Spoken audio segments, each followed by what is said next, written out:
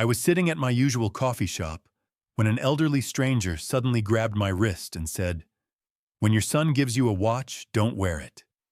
Leave it overnight in a glass of water." I didn't understand what she meant. I almost laughed it off. But 3 days later, my son showed up with a blue box in his hand. I remembered what she said, so I followed her instructions and dropped the watch into a glass of water. And the next morning, I couldn't believe what I was seeing. I'm really grateful you're here. Before we go further, tell me where you're watching from, your city or country. I read more than you think. A quick note. Some details are shaped for storytelling and reflection. Any resemblance is coincidental, but the message behind it is something worth paying attention to as you keep listening. The coffee is already cold by the time I notice I have stopped drinking it. That is how most Tuesday mornings go at the corner booth of Roasted Lakewood, 13,417 Madison Avenue, the far window, the seat with the cracked vinyl edge I have never once reported to the staff. I come here because the alternative is the kitchen, and the kitchen still smells like Dorothy's hand lotion if I stand near the window too long. I come here because a man needs somewhere to put himself after 40 years of knowing exactly where he belongs. I am Ray Callahan. I am 67 years old. I spent 4 decades as an auto mechanic on Detroit Avenue, 3 blocks from this coffee shop. And I retired 8 months ago because Dorothy made me promise I would. And Dorothy has been gone for 2 years now, which means I keep the promise for both of us. The mug in my hands is ceramic, dark roast, no sugar. I have ordered the same thing every morning for 3 years. There is a comfort in that kind of repetition that I could not have explained to you at 30 and do not need to explain now. Outside the window, Madison Avenue is doing what Madison Avenue does in January. The sidewalk is salted white. The sky is the kind of gray that means it considered snowing and then decided it was not worth the effort. A delivery truck idles at the curb, and its exhaust rises straight up in the cold air, which means no wind yet. I cataloged details like that for 40 years, without trying to the mechanic's habit of reading a scene before committing to a diagnosis. Old habits are the last things to retire. I was thinking about Dorothy's hands. The way she used to fold the newspaper in thirds before reading it, precise as origami, a habit from her bookkeeping days. I was not thinking about anything that mattered. I was, as far as I was concerned, invisible and content. Then the front door of the shop swung open and did not close. A cold gust came across the floor and lifted the paper napkins off the nearest 2 tables. The barista, a young woman with a braid down her back, called out "door" without looking up from the espresso machine. Every patron glanced toward the entrance the way people do, that involuntary turning toward disruption. I looked up for the first time in an hour. She came in carefully. Dark wool coat, cream-colored scarf, a large, structured leather handbag hanging from her left forearm. She was small and moved with the deliberateness of someone who had learned not to trust floors. I put her at late 70s.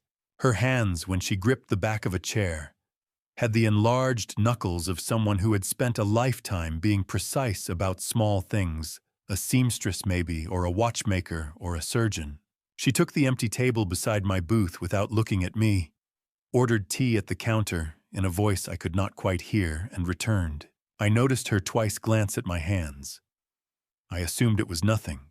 A retired mechanic's hands look the way they look. The knuckles never fully recover. The stain under the nails takes years to fully leave. I did not think anything of it. I went back to the cold mug and the gray window, and the exhaust rising straight up from the delivery truck. She stirred her tea without drinking it. That is the detail I have come back to most since. The tea was full when she stood up 15 minutes later. She had never intended to drink it. Her coat went on. Her handbag swung from the crook of her arm, and then it did not. The leather hit the tile floor with a sound sharp enough to snap a conversation 2 tables away. The bag slid under my booth and stopped against my right foot. I did not think. I reached down, picked it up by the handle. It was heavier than it looked, much heavier, slid out of the booth and went after her. She was already moving toward the door, at a pace that did not match the careful walk she had used coming in. I followed her out onto Madison Avenue without stopping for my coat. The cold hit me in the chest, the way January in Lakewood does when you are not prepared for it, immediate, thorough. The kind of cold that reminds you that Lake Erie is 8 blocks away and does not care about your plans.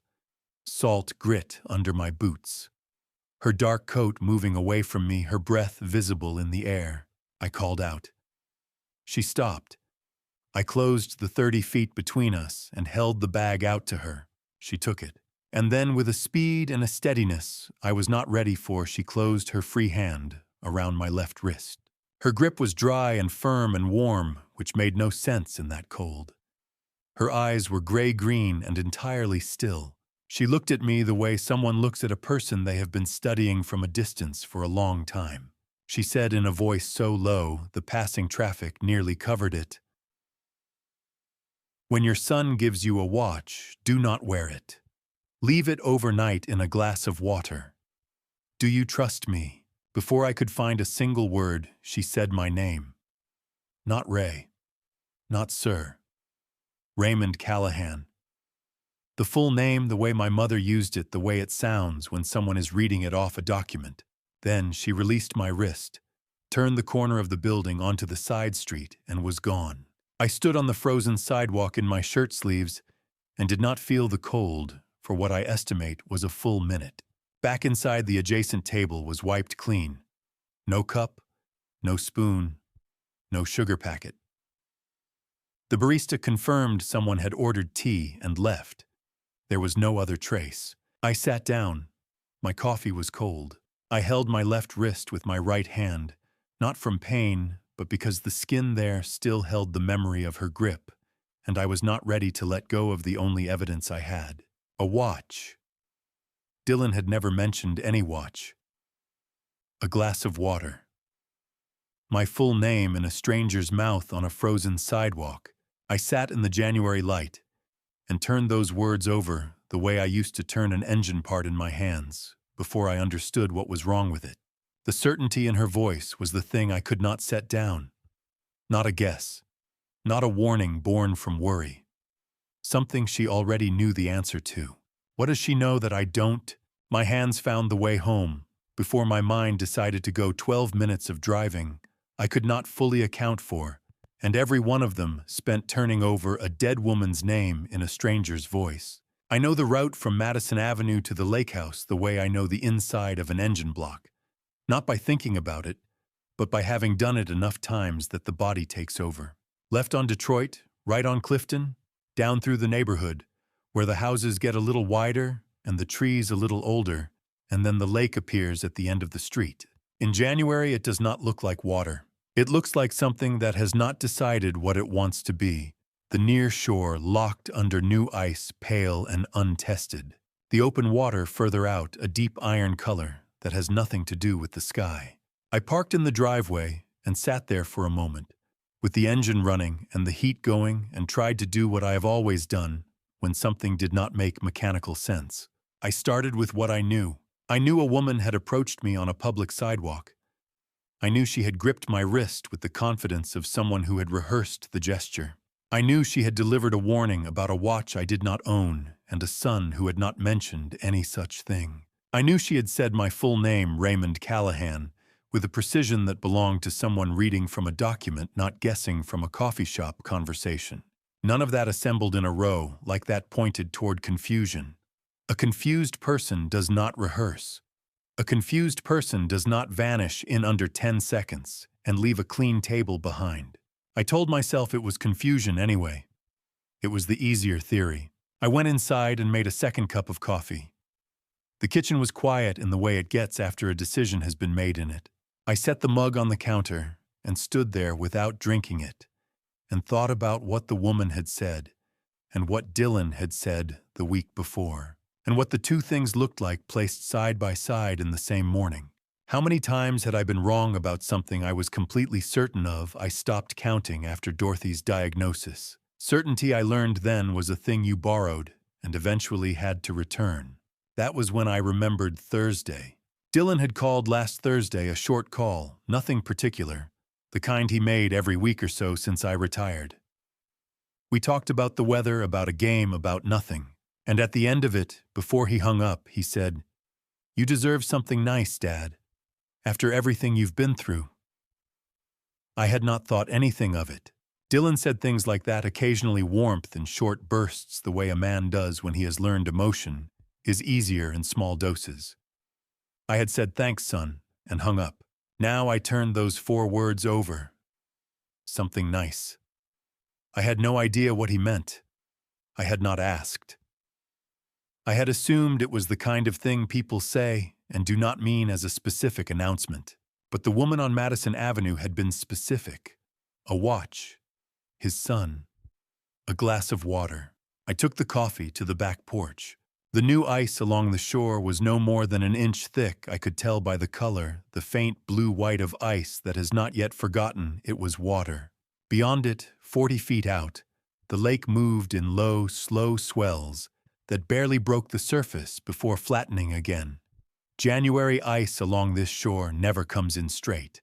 It follows the contours of what the lake was doing the night it froze. And last night, the lake had been restless because the ice came in at angles, plates of it overlapping and buckling where the pressure had been uneven. I had grown up reading this shoreline. I knew what new ice looked like. I stood there and let Dorothy into the morning.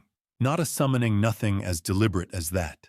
She arrived the way she always arrived now, in the middle of something else, uninvited, precisely when I needed her. I told her about the woman on the sidewalk. I told her about the grip on my wrist and the gray-green eyes and the way she had said my name. I told her what the woman had said about the watch. Dorothy listened the way she always listened to things I brought home from the world, without interrupting, without volunteering an answer, until the weight of the silence told me she was ready. She answered in the way memory answers now. Not her voice exactly the shape of a sentence she used once, a gesture reconstructed from 100 a morning like any others. From a Tuesday in October, 3 years before she got sick, standing at the front gate of this house with her hand flat on the post. "Ray, this is ours. We built this." She had said it not like a boast, but like a fact she needed to be on record somewhere before it got away from them. 3 years I had sat on this porch and never once thought about who might want it. That morning I thought about it for the first time, not abstractly, not theoretically. I thought this house, these boards, the shoreline with its buckled January ice, Dorothy's kitchen, the yellow walls, the lavender soap I still replaced without deciding to. I thought, what kind of person looks at a thing like this and sees arithmetic? My phone buzzed on the railing. "Dylan, 8:31 a.m. Dad got something for you. Stopping by Saturday. You're going to love it." I read it twice. Then I set the phone back on the railing and looked out at the new ice, those overlapping plates, the pressure ridges where they had pushed against each other in the night, and did not move for a long time. Saturday was 4 days away. I had not replied. The coffee had gone cold, and I was still holding it with both hands. And the lake sat there in front of me with its buckled ice and its iron water and its complete indifference to the fact that something had just shifted in my chest that I could not yet name. The phone buzzed against the railing, and I already knew before I looked that it was going to change the shape of the morning. I looked anyway. That is the thing about dread. It does not stop you from doing the thing you are dreading. It just makes sure you feel the full weight of each step toward it. Dylan's text read, "Vanessa and I are coming by Sunday. We have something for you." I read it twice. The first time for the words. The second time because of the order of the names. Vanessa and I. Not Dylan and Vanessa, not I and Vanessa. Vanessa first, the way you list a person when they are the one driving the plan. I noticed it the way I notice a sound an engine makes that is not quite wrong yet. The kind of sound that does not justify pulling over, but that you file in the back of your mind in case it gets louder. I set the phone face down on the railing. I told myself the name order meant nothing. I told myself Margaret Collins was a confused old woman who happened to know my name from somewhere I could not account for. I told myself Sunday was 4 days away, and I was standing on a frozen porch, catastrophizing over a text message from my son. I almost talked myself into it. 32 years. That is a long time to be wrong about someone. I have a specific memory of Dylan at 9 years old, standing in the front yard, watching me repaint the red Schwinn bicycle for the third consecutive spring. Dorothy was in the doorway with her coffee. Dylan was watching me with the complete and unconscious confidence of a child who has never doubted that the world will arrange itself around his wanting. I remember thinking I did that. I built that confidence. I was proud of it. I did not ask myself then what it might look like from the outside, that same certainty 30 years later in a person who had learned to smile at the right moments. I started keeping that bicycle. Repainted it every spring, whether it needed it or not. Because he loved it, and I would do anything for someone I loved. That is what you do for someone you would do anything for. I should have paid more attention to what that taught him. We gave him a decent life. Dorothy and I, 40 years of double shifts and packed lunches and every broken thing in the house fixed on a Saturday, so we did not have to pay someone else to do it. Dylan graduated high school.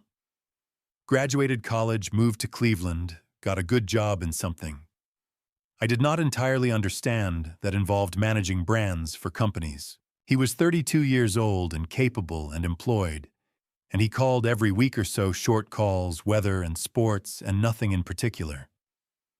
I was proud of him. I am still proud of him. Those two things do not cancel each other out, I was learning. You can be proud of a person and watchful of them at the same time. Then Dorothy got sick. Then Dorothy died. And Dylan was in the hospital parking lot with me at 11:30 on a Thursday night, and he put his hand in mine and said, "I've got you, Dad." That was the realest thing he ever said to me. I have held it for 2 years, like a promissory note I have been afraid to cash. Vanessa Pruitt came with the second year. She is 31 years old, works as what she calls a lifestyle consultant, which, as far as I can tell, means she advises people on how to spend money they have already decided to spend, and she arrived in my life calling me Dad before I had offered it. I told myself that was warmth. I wanted it to be warmth. I spent 2 years smoothing the edges of a feeling I did not have the right word for, and the word I was avoiding was calculation. When does warmth become a strategy? I had been asking myself that question about Vanessa for 2 years without using those words. I picked the phone back up from the railing. The screen had gone dark. I pressed the button, and Dylan's text reappeared, and I stood there reading it a third time with the Lake Erie wind coming off the water and the cold working through my shirt. And I let myself remember something I had filed away 7 months after Dorothy died. Dylan had asked me once quietly whether I had ever thought about updating the deed on the house. He framed it as practicality estate planning. He said it was something people did after a loss. There were tax implications. He had read about it. I said no. He said okay. He never raised it again. I filed it as grief-adjacent practicality. The kind of thing a responsible adult child reads about and brings up once and lets go of. I had not thought about it again until right now. The house, the deed, Vanessa first in the text, something for you on Sunday. I did not say any of this out loud. There was no one to say it to. The lake was still gray and locked at the edges. The porch boards were still frost-whitened beneath my boots, and Margaret Collins was still a stranger whose name I did not know how to find. Sunday, 4 days. I picked the phone up and looked at the screen for a long moment. I still did not reply. She came through my door carrying Dorothy's recipe, and I stood there smiling like a man who had not spent 4 days dreading exactly this. Sunday arrived the way Sundays do, without asking whether you were ready for it. Dylan's car pulled into the driveway at noon, and I watched from the hallway as Vanessa Pruitt came through the front door first, carrying 2 grocery bags and a smile that had clearly been in use for some time before she walked in. She is 31 years old, Dylan's partner of 2 years, a lifestyle brand consultant, which she explained to me once in terms that made perfect sense while she was talking, and dissolved completely the moment she stopped. She has dark hair, a precise way of moving, and she called me Dad on her third visit without my having offered it. I filed that away. I was good at filing things away.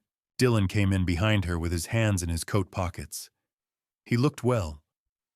He kissed me on the cheek the way he had since he was a teenager, the brief press of someone executing a habit. I shook his hand once the way men do when a kiss feels like too much, and his hand released mine first. Vanessa went directly to the kitchen. She knew where things were. She knew the recipe. Not approximately exactly. The time, the ratio, the color of the broth that Dorothy always brought up a shade darker than the standard by adding a half cup more at the end. Dorothy had made that soup for 30 years and written it down for no one but herself in the small green notebook she kept in the drawer beside her side of the bed. I have not opened that drawer since she died. I do not know when Dylan opened it. I did not ask. I stood in the kitchen doorway watching the pot, and I said it smelled wonderful. And I meant it. And I hated that I meant it. We ate at the table. Vanessa asked about my sleep, my appetite, my knees not in a line, not like a checklist, but scattered naturally through the conversation, the way someone does when they have thought about the questions in advance and know how to space them. She was attentive in the calculated way of someone who has decided what attentive looks like and practiced the result. Dylan did not look at me once. 2 hours at his father's table and not once. "What do you do with that?" I passed him the bread, and he took it and looked at the bread. I asked about his job, and he answered the question and looked at his soup. I watched him from the corner of my eye the entire meal, waiting for the moment he would look up and his eyes would tell me something, and it never came. Vanessa produced the tea after the plates were cleared. She set a small paper packet on the counter with the casual precision of someone setting down a fact. "I found something that might help with the sleep," she said. "Completely natural, no side effects. Just try it once." I said I would think about it. She smiled and offered briefly to help manage the utility bills. Just until I got my feet under me, she said it was not a burden, she did it for her mother. When I said no thank you, she said, "Just a thought. Forget I mentioned it," and smiled, and did not mention it again. That last part, the graceful retreat, the complete absence of resistance, that was the part that stayed with me longest after they left. People who care whether they get a yes will push a little. People who have other plans will wait. Norbert Greer stopped by after they left. As Norbert does, 71 years old, retired postal worker, my neighbor for 19 years. A man who has seen everything in this neighborhood and understood about 60% of it. He stood at my back door with his hands in his jacket and told me Vanessa seemed lovely. He said Dorothy would have gotten a kick out of her. I stood on the doorstep and nodded, and thought Dorothy would have seen straight through her in 40 seconds flat. I did not say that.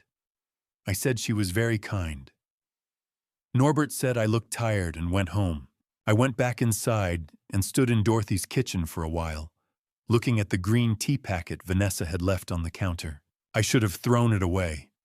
A man who had been paying attention would have thrown it away. Instead, I made it that night alone after the news in the quiet that is the loudest part of living by yourself. I told myself it was a gesture of goodwill toward my son. I told myself 1 cup of herbal tea was not a decision worth examining. It tasted faintly floral, slightly bitter at the back of the throat, not unpleasant. I finished it and went to bed. I slept deeper than I had in months. No dreams I could name, just a long, heavy dark. Monday morning, I stood at the kitchen counter and looked at my hands. And they did not feel like mine, slow and thick, like they belonged to someone who had been doing hard labor in the cold. The fog behind my eyes took until 10 o'clock to lift, and even then, the edges stayed soft.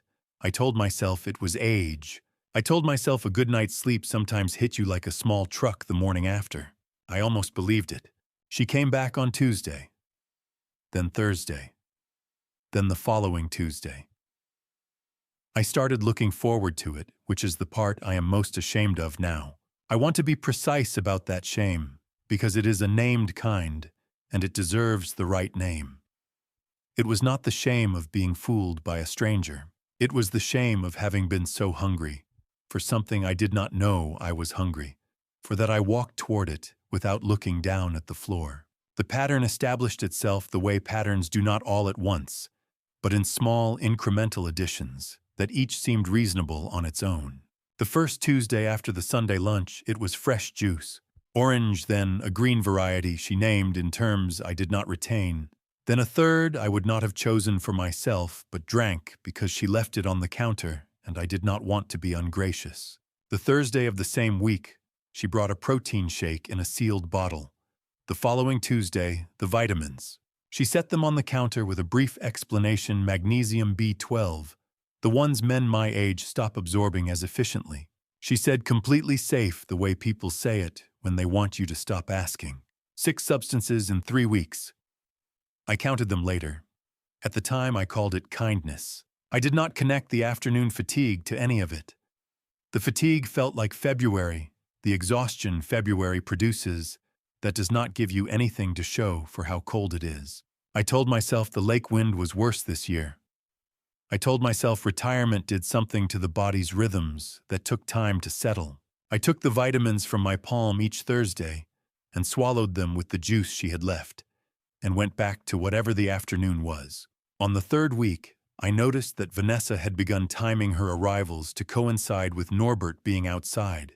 His schedule was not hard to predict. He walked his neighborhood loop at 10 in the morning and stood at his mailbox at 2:30, regular as anything. The habit of a man who had delivered other people's mail for 30 years and kept the rhythm long after he stopped. She stopped to talk to him on the way in. She stopped to talk to him on the way out. Both times. 3 weeks in a row. I noticed it the way you notice a sound that is not wrong, yet filed it and turned back to my coffee. She asked Norbert whether I seemed forgetful. I found that out 3 months later. Ask yourself what kind of person asks that question about a man they have known for 3 weeks. The doctor's appointment she mentioned without asking. I made an appointment with Dr. Wainwright for next Thursday, just a routine check, nothing to worry about. She said it on a Thursday, leaving already at the door, in the tone of someone reporting something that had already been decided. I did not ask how she knew who my doctor was. My name was in the waiting room files. It would not have been difficult for someone who knew what they were doing. I told myself it was thoughtful. It was thoughtful in the way that a net is thoughtful about the shape of what it means to catch. By the 3rd week, I was telling myself she was the best thing that had happened to Dylan in years. I meant it. That is the part that kept me up later when I finally understood what she was doing. I meant it completely in the uncomplicated way of a man who wanted to believe his son had been lucky. I was on the back porch that Thursday afternoon when she left. The lake was doing what the lake did in February, gray and flat and indifferent, with a line of dark cloud sitting on the horizon that meant nothing or meant more cold, equally likely. I had the faint metallic taste at the back of my throat that I had started noticing on the afternoons and was not yet naming. I was thinking about Dylan. I was thinking he seems steadier these days. I was thinking she is good for him. In the car on Clifton Avenue heading back toward Cleveland, Vanessa was talking. Dylan was driving. His hands were on the wheel and his eyes were on the road, and neither of those things changed during the conversation. She told him the vitamins were working. She told him he looked worse every week, which meant it was moving along. Dylan said something that was the beginning of an objection. She reached across and covered his hand with hers. Not a squeeze, exactly more the way you place something down on a surface to keep it from being moved. Trust me, she said. The old man had a good run. Dylan stared at the road. He did not say anything. On my back porch, I was thinking she was the best thing that had happened to my son in years. I did not know yet that both things could be true at the same time. The doctor said my blood pressure was elevated and asked if I had been under stress. I said no. I believed it when I said it, which tells you everything about where I was that February. I went to the appointment the way I had been going to most things that month, without deciding to exactly because deciding required a kind of forward attention I was no longer reliably producing. Vanessa had given me the address, the time, the street to turn on. I had written it on the notepad beside the kitchen telephone and driven there on a Tuesday morning as though it were an errand I had assigned myself. Dr. Celeste Wainwright runs a walk-in clinic on Detroit Avenue, the same stretch of road where I spent 40 years as a mechanic. Half a mile from the bay, where I used to park and eat lunch when the shop got loud. She is 47, compact and precise in the way of someone who delivers a great deal of difficult information and has learned to take up only the space she needs. She asked me the standard questions. Blood pressure high, side of elevated. Iron slightly low. Sleep quality, appetite, energy in the afternoons. I answered everything in the way of a man who is not trying to hide anything, but who has not yet understood what there is to find. She asked about diet changes, recent supplements, anything new in my routine. I mentioned the vitamins the way you mention something you have already decided is irrelevant briefly, with the wave of a hand meant to move the conversation forward. My son's girlfriend, I said, completely natural. Magnesium B12. Dr. Wainwright wrote something on her notepad. I did not ask what she wrote. I was already thinking about whether the parking meter had enough time on it. She said she would like to see me in 4 weeks. Watch the sodium, try to get outside when the weather allowed. I said I would. I folded the appointment card into my jacket pocket and walked back to the truck. I made dinner from what was in the refrigerator that evening. Canned tomato soup, 2 slices of toast, the meal of a man who has stopped thinking of eating as an occasion. I stood at the kitchen counter and ate it the way I had eaten most meals since Dorothy died, upright, looking at nothing in particular, with the sense that sitting at the table alone was a performance with no audience worth maintaining. The soup tasted like soup. I washed the bowl, put the pot in the sink, and went to the living room. I let Dorothy into the evening. I told her about the blood pressure reading, and she would have said it was because I ate too much of the wrong thing and not enough of the right thing, and I had never once in 40 years listened to her about that. I told her I was probably just getting old. She would have said, Raymond Callahan, you are not old. You are just not paying attention. I sat with that for a while. The news anchor was in the middle of the weather segment when I fell asleep. I know this because the weather was still on when I woke at 2 in the morning. The television painting the ceiling blue, a crick in my neck from the armchair, the room dark except for the screen. I was reaching before I was fully awake the way I always reach in those first seconds between sleep and understanding. My hand found the empty cushion beside me. It always finds the empty cushion. The body does not update its maps as quickly as the mind does, and the mind took 2 years to update them, so the body is still running on older information and probably always will be. I sat up. An infomercial had replaced the news anchor. I sat in the blue light and tried to reconstruct the evening. I had made dinner. I was certain of that the pot was in the sink, the bowl on the counter with a crust of dried soup at the rim. I could reconstruct the making of it, the can opener, the burner at medium, the toast. What came after the making of it was less certain. Not a blank, exactly, more like a smear, the way a word looks when the ink is still wet, and something brushes across it before it dries. The general shape was there. The detail was gone. Outside, the February wind had come in off the water. I could hear it working the corner of the house, not the howl of a storm. Just the low, insistent pressure of cold air finding the gaps. The sound this house made every February that I had catalogued across 30 years of winters without ever finding it alarming. Tonight I found it alarming. Not because the sound had changed, because I was listening to it differently than I had before, and I could not yet say why. And I sat in the armchair in the 2 in the morning quiet, and held that unease at arm's length, and waited to see what shape it would take in the morning. The bowl was on the counter. The pot was in the sink. The crust of soup at the rim of the bowl told me I had eaten standing up as I always did, alone as I always was. Everything in the kitchen confirmed the expected sequence of a Tuesday evening.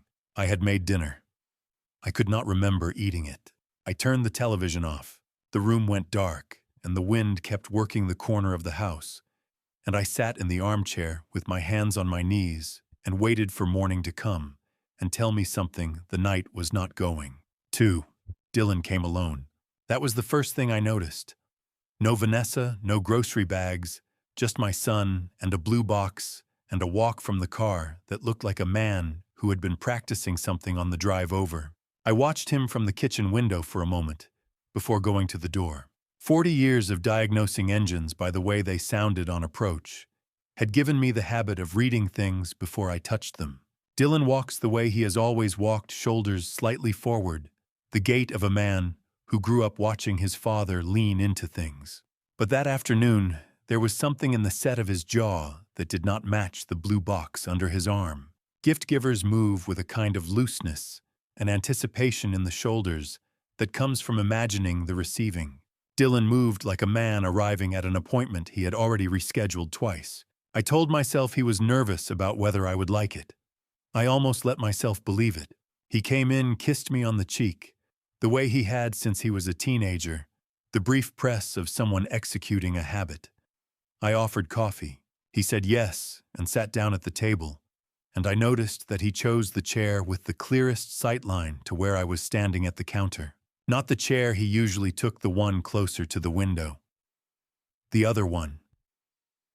I filled the mugs and brought them over and set his in front of him and sat down across the table. The box held a watch. Dark leather strap, classic ivory face, the hands set to 12:07 as if someone had recently wound it. It was heavier than it looked, the weight of good metalwork, or of something added to good metalwork that had no business being there. I turned it over once in my palm and said nothing. He said, "Try it on." Not what do you think? Not do you like it? Try it on. I registered the verb and set the watch on the table and picked up my coffee. The woman's voice arrived without ceremony, the way important things arrive when you have been carrying them in the back of your mind for days, not as a memory, but as a presence, something that stepped forward into the room without being invited. When your son gives you a watch, do not wear it. The frozen sidewalk, the dry, warm grip on my left wrist. Leave it overnight in a glass of water. I looked up from the mug. Dylan was looking at the watch on the table.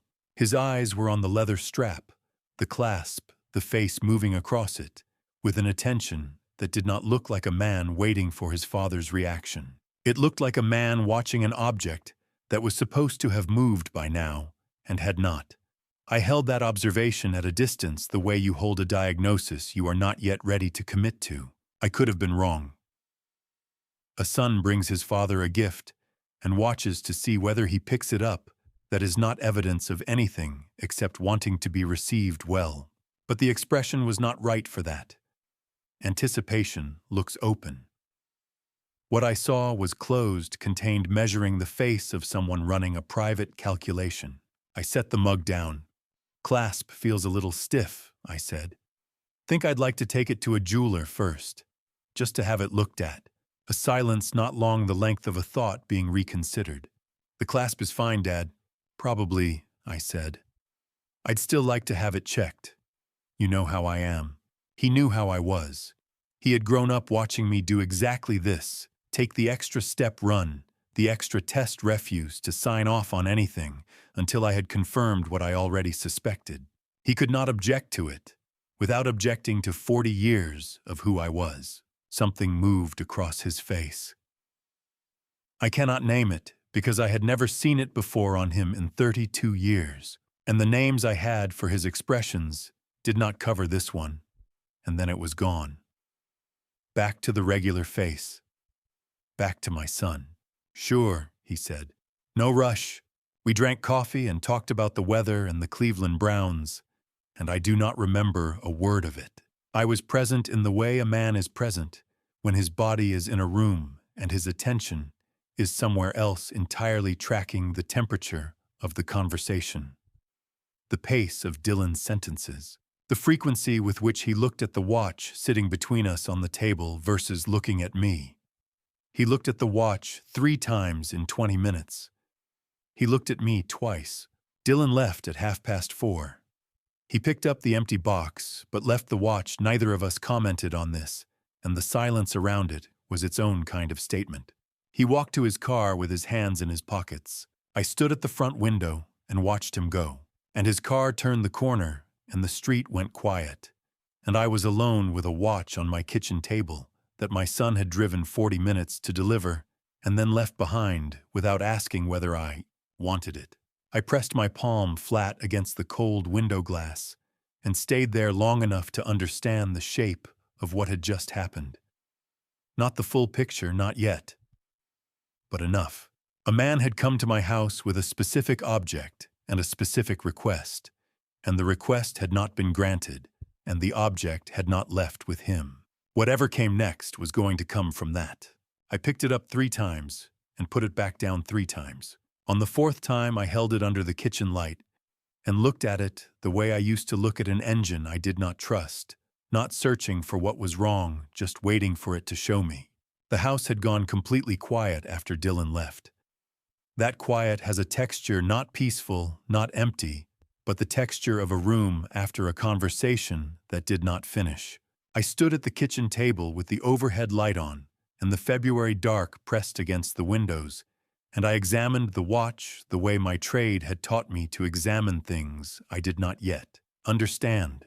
Nothing wrong with it. That was the honest assessment. The face was clean ivory and legible, the hands moving at the right pace. The strap was well-made real leather, not the synthetic kind that starts cracking at the holes inside a year.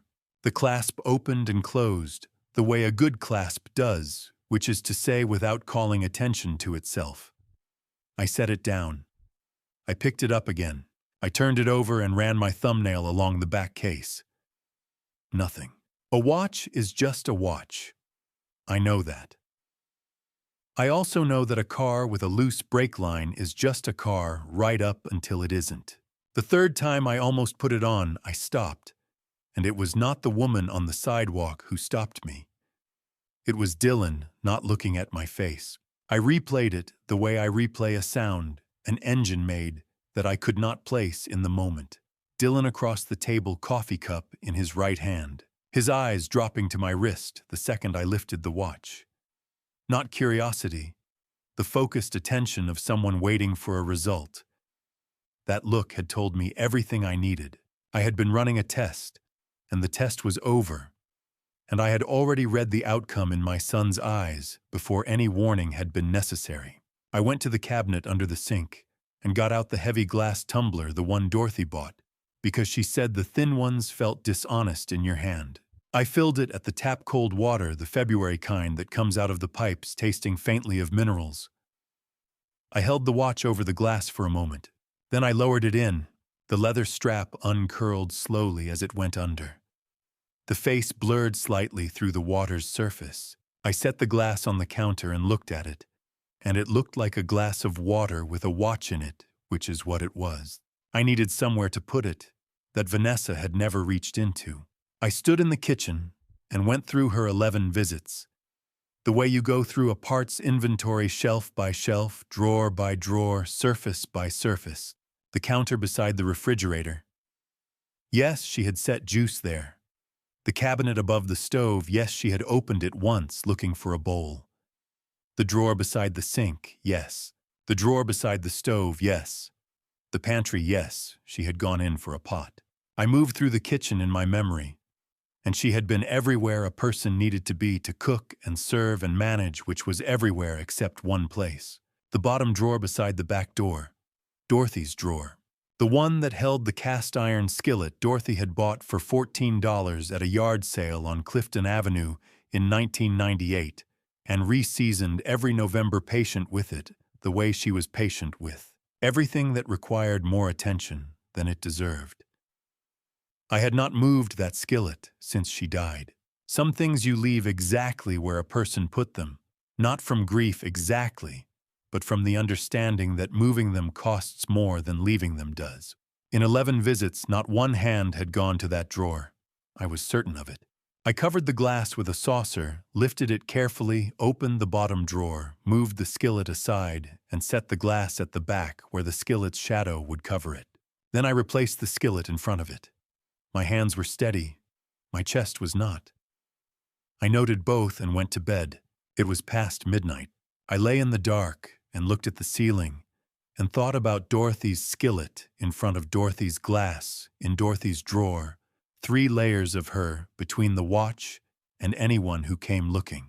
She had bought the skillet for $14 because she said a good pan was worth the trouble of finding. She had been right about that, the way she had been right about most things that required patience to evaluate. I had not told her about the watch yet.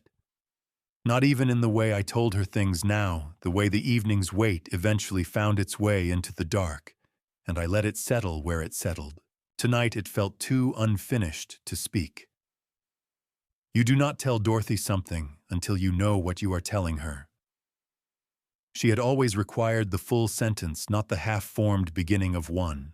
The lake made its low sound through the bedroom window. February wind, the kind that did not build toward anything, but simply continued steady and without argument, the sound of a season that had made up its mind and was not interested in discussion. Somewhere around 12:40 I was still not sleeping, and I was thinking about the drawer, not the glass, but the drawer itself, the choice I had made without deliberating. And I realized lying there that I had chosen Dorothy's drawer the same way I had always reached for Dorothy's opinion on things I could not resolve alone without asking myself why. Because some knowledge lives below the level of decision-making and does not require permission to act. She had kept that skillet for 27 years. She had kept it seasoned and flat-bottomed and ready. Now it was keeping something for me. The glass was in the drawer. The watch was in the glass. Morning was 6 hours away. I had followed the instruction of a woman whose name I still did not know, and I was lying in the dark with Dorothy's skillet between the evidence and whoever came next. And that was going to have to be enough until the light came. I woke before the light came and made coffee I did not taste and stood in front of the bottom drawer for what the clock later told me was nearly a full minute. I already knew. I think I had known since the night before. I opened the drawer anyway. Dorothy's skillet was where I had left it. I moved it to the side, felt the covered glass, and lifted it out with both hands the way you lift something you are not yet ready to see.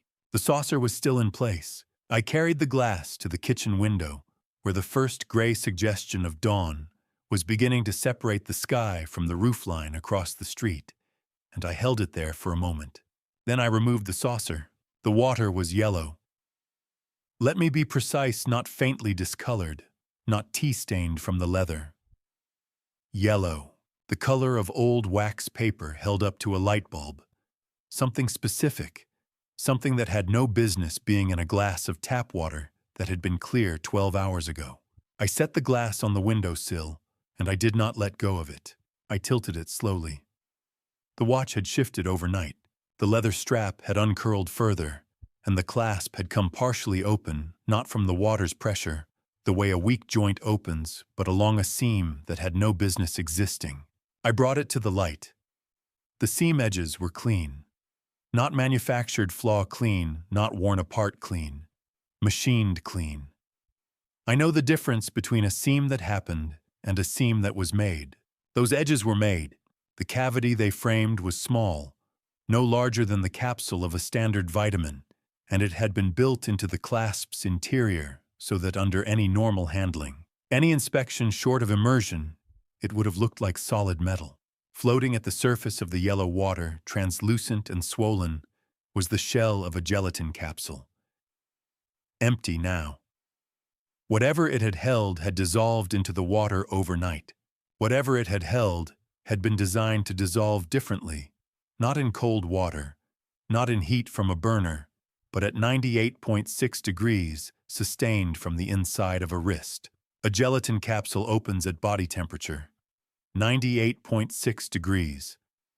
I am 67 years old, and I have been 98.6 degrees my entire life. He knew that. Whoever made this knew that. I stood at the window holding the glass and went through the steps the way I went through a diagnosis on a car I had not yet opened. What I knew, what I could infer, what remained unknown. What I knew, a substance had been loaded into a custom-built cavity in a watch clasp inside a heat-activated capsule designed to open against a wrist, sealed with a seam invisible to any inspection from outside. What I could infer, someone had paid for this, and paying for it required knowing a watchmaker who would do it, and knowing what to fill the capsule with, and knowing it was worth the effort. What remained unknown, almost everything else. But the one thing the woman in the dark wool coat had told me in January, on a frozen sidewalk before she knew my name or I knew hers, that one thing had been entirely right. I set the glass on the counter with both hands, as carefully as if it could detonate, which it had already failed to do, but only because I had not been wearing it. I placed it precisely in the center of the counter's clear space and took 2 steps back and looked at it. I set the glass down carefully the way you set down something that has already done its damage just by being what it is. Then I looked at Dorothy. What do you say to a photograph? What do you say to a woman who trusted the same boy you trusted? The photograph has hung on the kitchen wall for 20 years, our 20th anniversary. The one Dylan took when Ray was behind the camera, and Dorothy turned to look at something off to the side and laughed. I had always thought she was laughing at the moment, at the ordinary happiness of a Tuesday afternoon in a kitchen that still needed painting. I had looked at that photograph every morning for 20 years and seen her laugh. That morning I saw where her eyes were pointed, off camera and to the left, where Dylan had been standing. She was laughing toward our son. She had always been looking toward our son. The photograph had not changed. I had. And I had been 98.6 degrees my entire life. And I had trusted the same person she was laughing toward, and the glass on my counter was yellow with what that trust had almost cost me. Dorothy, I said. What did our son do? She was laughing at something off camera. She had always been better at seeing what was coming than I had, and she was not here, and the house gave me nothing back. The glass was on the counter. The water was yellow. Dorothy was looking toward Dylan in the last good year before the diagnosis. I had said the words out loud, and the kitchen had given me nothing back. Now I had to decide what to do with what I knew. I found a Ziploc bag in the 3rd kitchen drawer before I had consciously decided to look for one. 40 years fixing engines taught me that you preserve what you have before you figure out what it means. The glass went into the bag carefully. The saucer lifted off, first the bag opened wide, the glass lowered in without tipping. I sealed it along the top, twice pressing each section of the closure with my thumb, the way I used to press a gasket seal, methodical, no gaps. The yellowed water was visible through the plastic. The watch was a dark shape at the bottom. I set the bag on the counter and washed my hands at the sink. And then I said aloud to the kitchen, to no one in particular. Today is no different except for everything. I have a weakness for understatement. Dorothy always said it was a gift and a problem in equal measure. I dressed, made a 2nd cup of coffee. I did not drink, and put the bag in the refrigerator behind the milk, the left rear corner of the 2nd shelf, which Vanessa had never reached into in 11 visits, because it was where I kept the leftover containers that were not hers. I had not planned that specifically. I had noticed it specifically, and the noticing was enough. At 8 in the morning, someone knocked on the front door. He came at 8 in the morning without calling. Think about that. A son who wants to check on his father calls first. A son who wants to check on something else does not. Dylan stood on the front step in his coat with his hands in his pockets. He said he was just checking in. He wanted to see how I liked the watch. He was smiling the way a person smiles when they have decided in advance what expression to arrive with. I said I had taken it to a jeweler on Lorraine Avenue yesterday afternoon, just as I had mentioned the clasp had needed a look. Should have it back by Thursday. He recovered the expression quickly, a quarter second, the reset of someone who had prepared for this answer and was now filing it. But the first thing he had looked at when I opened the door was not my face. I had noted that before he finished his first sentence. I had seen that look once before at the kitchen table, and I had been uncertain then. I was not uncertain now. I had been ready since 6 in the morning. I watched him register the bare wrist file, whatever he filed, and return his face to the expression he had brought to the door. "That's fine," he said. "No rush." We stood at the door for 3 minutes talking about nothing that mattered. Then he left. I watched his car turn the corner, and I went back to the kitchen and took the bag out of the refrigerator and set it on the counter and looked at it for a moment.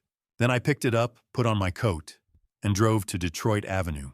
I sat in that parking lot for 10 minutes because I needed the words in the right order. A mechanic does not open an engine and start pulling parts. You know what you are looking for before you lift the hood. I had one witness, one bag of evidence, one story, and one person I was going to tell it to, and I needed each word to be the right one before I walked through the door. Dr. Wainwright was with a patient when I arrived. I waited. When her nurse showed me into the exam room, I sat down in the chair across from the desk. Not the table, the chair, because I was not there as a patient. When she came in and saw my face, she did not ask me what was wrong. She sat down, folded her hands on the desk, and said, "Tell me everything from the beginning. Take your time." I took 11 minutes. I know because I watched the clock on the wall behind her shoulder while I talked the way I watch instruments when I am running a diagnostic. She did not write anything down. She did not look at me the way I had been afraid she would, the way that means a person is deciding how to manage what they are hearing rather than listening to it. She looked at me the way someone looks when they recognize something. She listened to the whole thing without writing a single note. Then she picked up the phone. Do you know what it means when a doctor picks up the phone before she reaches for the notepad? It means she already knows what you are describing. She made one call, turned slightly away from me, and I heard her say the name of a lab contact and the phrase briefly before she angled her shoulder, "Possible secondary exposure." "Chutwaith." Then she hung up, picked up her notepad, and wrote an address on it. West 25th Street, the forensic lab. She tore the page off cleanly and held it across the desk. "Go now," she said. I was in my car before I had time to think about it. Secondary exposure. I turned the phrase over as I drove. 3 weeks of supplements. 3 weeks of juice and vitamins and things she said were good for men my age. The watch was what Margaret warned me about. The watch was not all of it.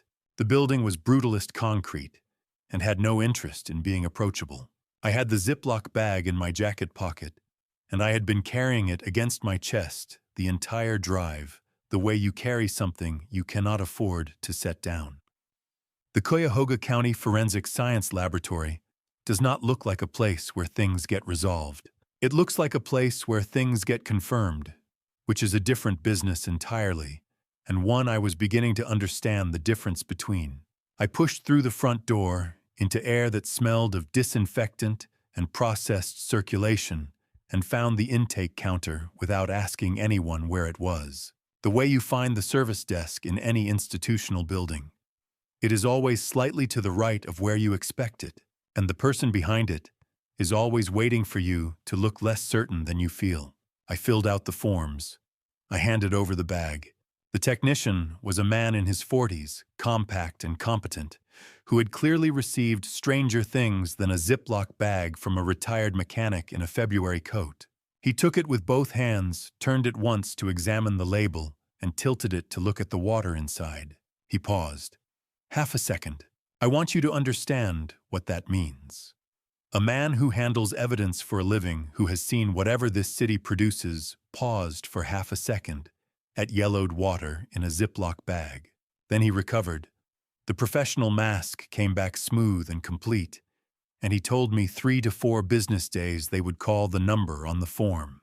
But I had already seen it. He forgot for half a second to look like he had seen everything before. That half second told me the substance had a name. Whoever put it there knew what they were using. This was not improvised. I thanked him and walked back out into the February air and sat down on the concrete bench outside the building.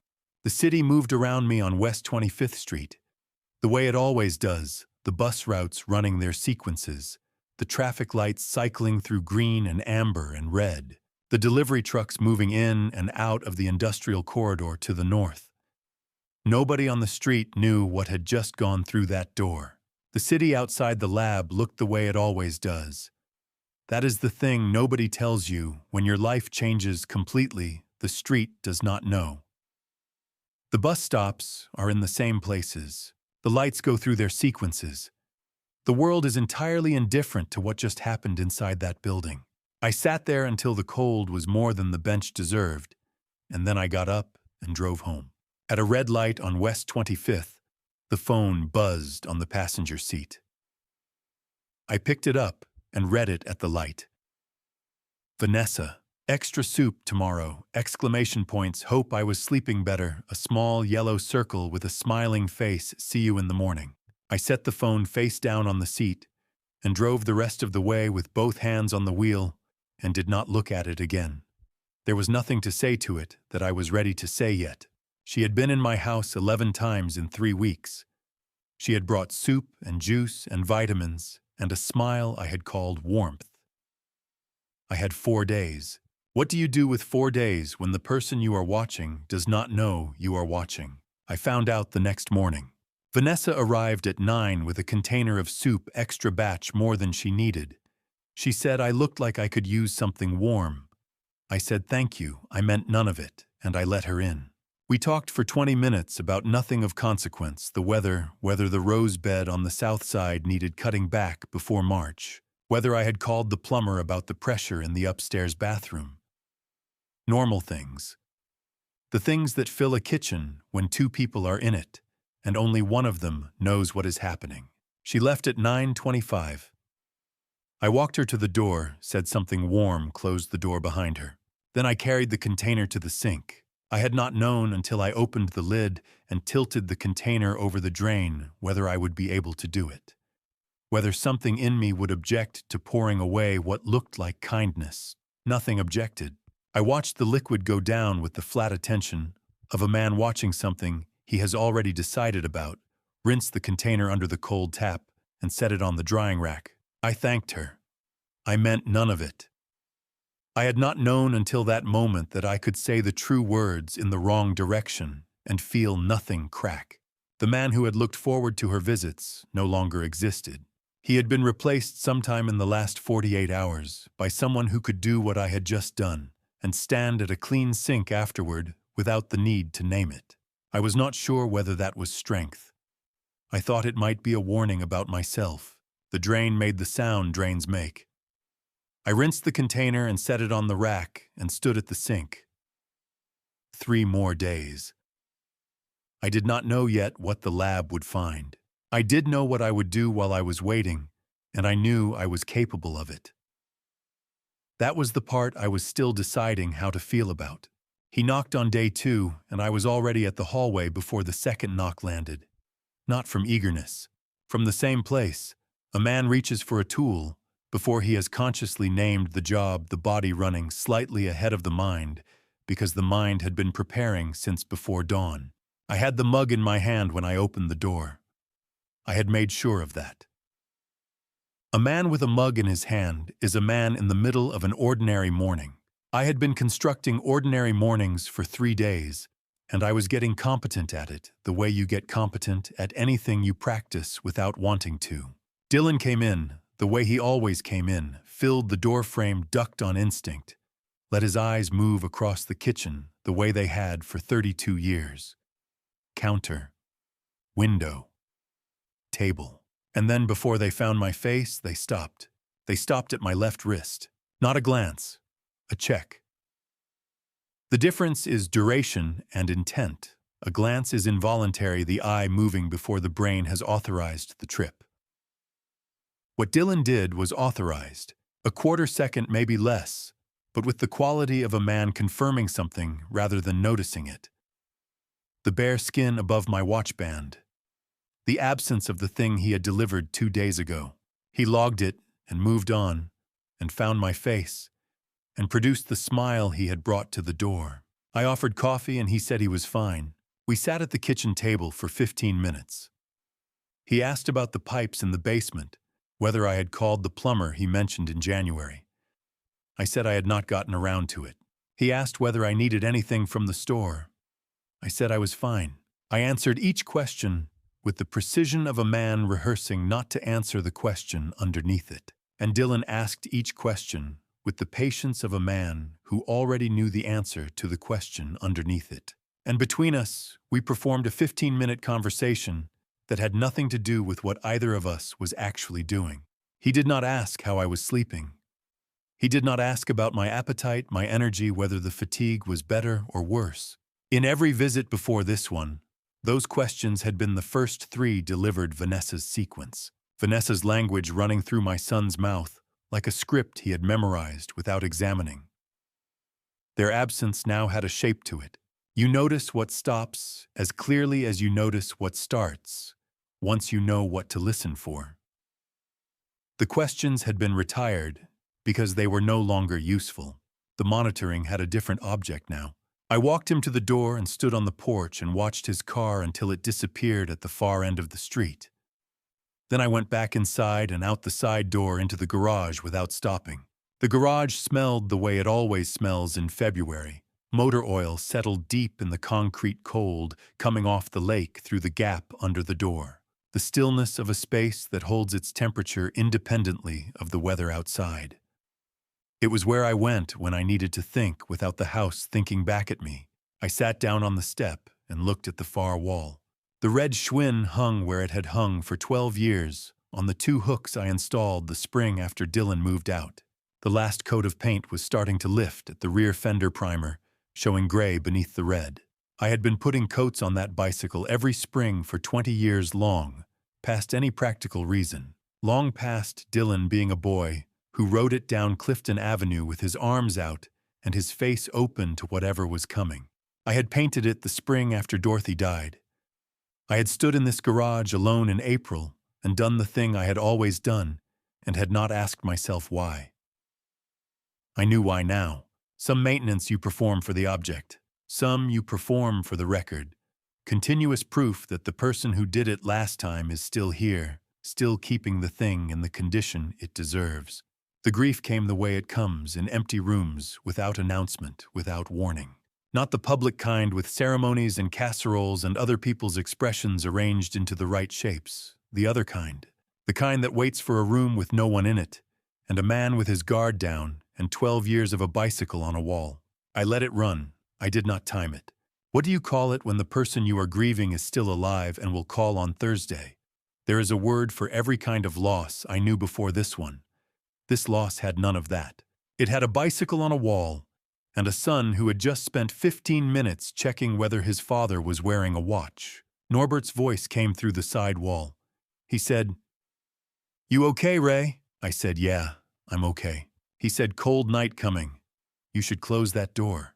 I was not okay in the way the question usually means. But I was still here, which was the true answer to what Norbert had actually asked.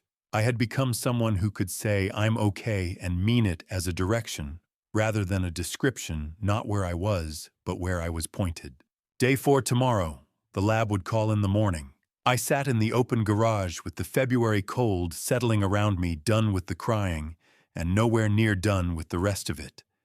And the bicycle hung on the wall above me, freshly red, going nowhere, keeping its record. I was in the truck before the coffee finished brewing. Day 4.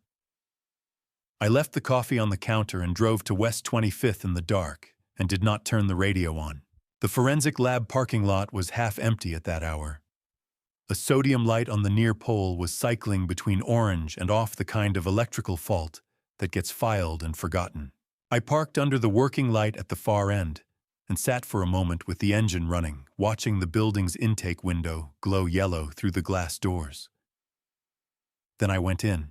The envelope was standard issue, institutional beige, the county seal in the upper left corner, my name typed on the label in a font that has not changed since the 1990s. The woman at the intake window handed it across the counter with both hands and did not say anything. I thanked her and carried it back to the truck and sat in the passenger side light and opened it. The report was 4 pages. I read the conclusion first, The way I read anything official, find the bottom line, then go back and understand how they got there. The bottom line was on page 4, second paragraph 11 words, thallium compounds delivery mechanism engineered for slow dissolution via inner wrist vascular surface. I read it again, then a third time. Thallium, inner wrist, engineered for slow dissolution. I want you to sit with those 3 phrases for exactly as long as it takes for them to stop sounding like a report and start sounding like what they are. Not a general poison, not a contact substance. A mechanism designed for the exact anatomy of the place where a watch strap rests. I sat in the truck with the engine off and my son's face at my kitchen table, and I sat there for 15 minutes without moving. A lifestyle consultant does not know how to engineer a vascular delivery mechanism. That is not a skill that comes with a certification in holistic wellness or legacy planning or whatever name the operation was using this week. Someone else built the watch. Vanessa Pruitt delivered it, someone with medical knowledge or pharmaceutical knowledge, or the kind of operational expertise that does not come from a weekend seminar. That person had designed what my son had been asked to put on my wrist. I noted this the way I note an engine problem that is beyond my tool set accurately without panic, and with the understanding that I was going to need a different kind of specialist. I sat in that parking lot until the cold came through the doors, and then I drove to Payne Avenue. Dorothy used to say, when you know what needs doing, the time you spend not doing it is just time you are spending against yourself. I had spent enough. I had spent 4 days on it, and I was done spending. The 3rd District Precinct on Payne Avenue is a brick building that has absorbed 30 years of difficult conversations and smells like it, old air-recycled heat. The institutional residue of a place that runs continuously and never fully airs out. I went to the front desk and asked for a detective. The officer at the desk looked at the manila envelope in my hand and made a call. Detective Arlene Odom was 38 years old, Cleveland PD 3rd District Violent Crimes Unit, with the kind of stillness that belongs to people who have learned to listen before they decide.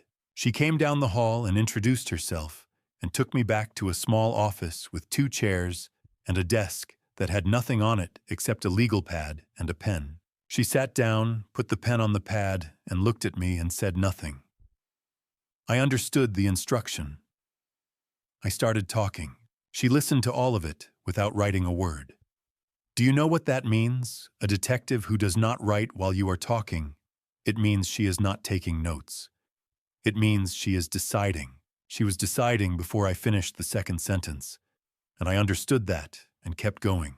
I told her about the coffee shop, the old woman's warning, the watch, the water test, the yellowed glass, the lab submission, the supplements. I put the manila envelope on the desk between us and did not say anything further. She picked up the pen. She did not put it down for the rest of the meeting. I had not known until that moment how much weight I had been carrying in the not being believed. She had not said she believed me. She had not said anything. She had picked up her pen, and that was the only statement that mattered. A detective who does not believe you does not need to write anything down either. She asked one question. Can you go home and act normal? I said I have been doing it for 4 days. She looked at me with something that was not quite sympathy and not quite admiration, something more operational than either. Then she said, your son is going to call tonight. When he does, I need you to say yes to whatever he asks. I did not ask why. I already knew. The investigation required me to stay in place, the bait still on the hook, the performance still running for however long she needed the operation intact. I had agreed before she finished the sentence. I had been waiting, I realized, for someone to tell me what to do next. I had not known that until she did. I buttoned my coat in her doorway and stepped out into the 3rd District hallway, and then out through the front entrance onto Payne Avenue in the February cold. She said Dylan would call tonight. She said to say yes to whatever he asked. I stood on the sidewalk in the gray morning light and thought he is going to call, and I am going to answer. The week after I filed the report looked exactly like every other week. That was the point. That was the hardest thing I have ever done. I made coffee on Sunday morning, the same way I had made it every morning for 40 years. Kettle grounds, the blue mug on the left side of the counter. I drank it at the kitchen table with the window showing the lake and the lake showing nothing back. The investigation was running somewhere I could not see, and I was in here performing Sunday morning for an audience of none because the performance does not take days off. Odom had said go home and act normal. She had not said it would feel like this. Monday, I took out the trash. Tuesday, I watched the news and paid attention to none of it. Wednesday, I went to the hardware store and bought weather stripping I did not need and installed it on the back door and swept the garage. This is what an investigation looks like from the inside. It looks like nothing. It looks like an old man living an ordinary life in a house by the lake. And it costs something every hour that it looks that way, and the cost does not show. And that is precisely what makes it cost what it does. Vanessa arrived on Thursday at 2:10, a grocery bag over one arm, and the juice in a recycled glass bottle with a paper label. Ginger and turmeric, and something she called adaptogenic, which is a word I have looked up and remain unconvinced by. She set it on the counter and asked how I was sleeping, and I said fine, and asked whether she wanted coffee. She watched me drink the juice. I could feel her attention without meeting it, the steady measuring quality of someone counting, cataloging, confirming a rate of progress I was not making. I finished half the glass and set it down and talked about the weather and the weather stripping and whether the February winds off the lake were worse this year. She smiled at the right moments. After she left, I poured the rest down the sink. I had become precise about which half of anything was enough, the half she needed to see, and the half I needed her not to see. Performing the performance back at her was the most technical work I had done since I left the shop, and the margin for error was the same as it had always been on a job that mattered none. Friday, I called Dr. Wainwright's office and rescheduled the follow-up I had missed. I did not tell the scheduling nurse why. Saturday morning, Dylan called at 9:47. I already had the phone in my hand, not from eagerness, but from 3 days of knowing this call was coming and making sure I was ready before it arrived. Odom had said, your son is going to call. Say yes to whatever he asks. He said, so the watch, did the jeweler say anything? I said, being thorough, he said, taking his time with the clasp. A pause. The length of something being weighed and set back down. He said, okay, Dad. Then the line went dead. I set the phone face down on the counter and stood at the sink and turned the water on and held my hands under it without reaching for the soap. 2 words and a disconnected line from my son. I had been preparing since Tuesday. I had rehearsed the jeweler answer, the casual tone, the pace of a man with nothing to hide. The call had lasted 40 seconds and gone exactly as planned, and it had cost me something I had not budgeted for, because I knew standing at the sink what I had heard underneath those 2 words. He had not asked how I was sleeping, not about my appetite or the doctor's appointment Vanessa had scheduled. In the calls before the watch, those questions had been present every time the monitoring dressed in the clothes of concern.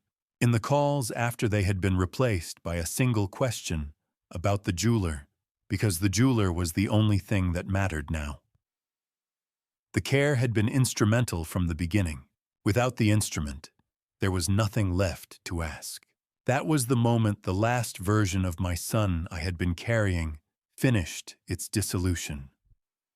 Not with a scene, not with a confrontation, with a 40-second call and 2 words and a man standing at a running tap who understood, finally, that the boy who had ridden the red bicycle down Clifton Avenue with his arms out had been replaced gradually by someone else, and that not noticing had nearly killed him. I dried my hands on Dorothy's dish towel, the blue striped one she had washed so many times. The stripes had gone soft, and folded it over the oven handle the way she always had. The investigation was not waiting for me to feel something. It was waiting for me to stay in position. I stayed in position. That night, Odom called and told me where to be on Monday. I said I would be there. Then I stood at the kitchen window and looked out at the dark water. The lake at 10 at night in February. the ice shelf along the near shore visible only as a pale interruption in the dark, the open water making the low sound it made in winter, something moving continuously underneath a surface that was trying to stay still. I had been listening to that sound for 31 years. Tonight it sounded like the only honest thing in the world. I stood at the window and listened until I was ready to go to bed. I was not ready for a long time. She called Monday morning, and I knew before she spoke that something had changed, not in what she said, but in how she said it. Flatter, more deliberate. The voice of someone who has found something. She said, "We found the watch shop. Can you come in this morning?" I said, "I am already getting my keys." That is what an investigation sounds like when it moves. Not urgent, not dramatic, just a register shift in a woman's voice and a man reaching for his coat before he has thought about it. I was in the truck in 4 minutes.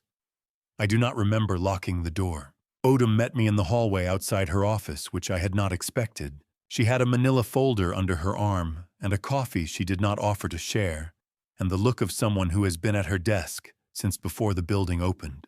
She waved me into the office and closed the door and sat down and opened the folder without preamble. Eldridge Faulkner was 58 years old, a master horologist who had operated a watch repair and commission shop on West 25th Street for 22 years. A craftsman whose professional reputation rested on discretion, technical precision, and a refusal to cut corners on either materials or ethics. He had built the commission because the woman who brought it to him gave it a name that sounded like wellness. She had described the hidden cavity in the clasp as a herbal supplement delivery mechanism, a device for a loved one who consistently refused to take nutritional supplements, a small kindness for a difficult patient. She had paid a premium rush fee in cash. She had left no name. She called it a herbal supplement delivery mechanism. A craftsman with 40 years of experience built a hidden cavity because someone gave it a name that sounded like care. I want you to think about how carefully you have to choose your words to make that work, not just the right words, but the right words for the right person delivered in the right register. She had studied Eldridge Faulkner before she walked into his shop. She knew which door to knock on and how to knock on it. Odom walked through the rest of Faulkner's account without stopping for my reactions, which I appreciated. The cavity dimensions, the material specification, a slow-dissolving compound, held in suspension against the wrist's inner surface. The clasp mechanism that would activate under consistent daily pressure, the kind produced by a normal wearing pattern. Faulkner had believed he was building a wellness device. He had done precise professional work. He had built it beautifully in good faith, and it had been a murder instrument from the moment the order was placed. A premium rush fee paid in cash. No name on the receipt, no name in the record of physical description that Odom's team was running, but had not yet matched to a formal identification. That is what careful looks like.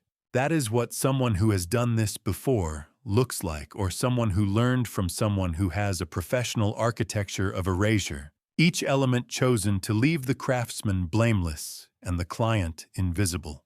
I sat in the chair across from Odom and thought whoever built this plan had built plans before. Then Odom said there was another customer in the shop that morning. She said it the way you say the thing you have been waiting to say. Not slowly, not for effect, just precisely at the right moment. She was waiting to collect a pocket watch. She heard everything. Then she left, and 2 days later, a stranger gripped a man's wrist outside a coffee shop on Madison Avenue and said his name. Think about what she did with what she happened to overhear. Think about the sequence: a shop on West 25th, a name spoken during a commission conversation, a woman who walked out of that shop and into a morning in January and decided that the right thing to do with what she had just heard was to find the man and warn him directly. No police, no intermediary, a wool coat and a coffee shop and a grip on the wrist. Odom slid the photograph across the desk. It was grainy and black and white security footage, stilled to a frame, the timestamp in the corner. Reading 11:14 a.m., a date 6 weeks before I sat in the roasted Lakewood, watching my coffee go cold. The image showed the interior of a watch shop, the counter running left to right, a woman standing near the near end of the counter with her back partly to the camera.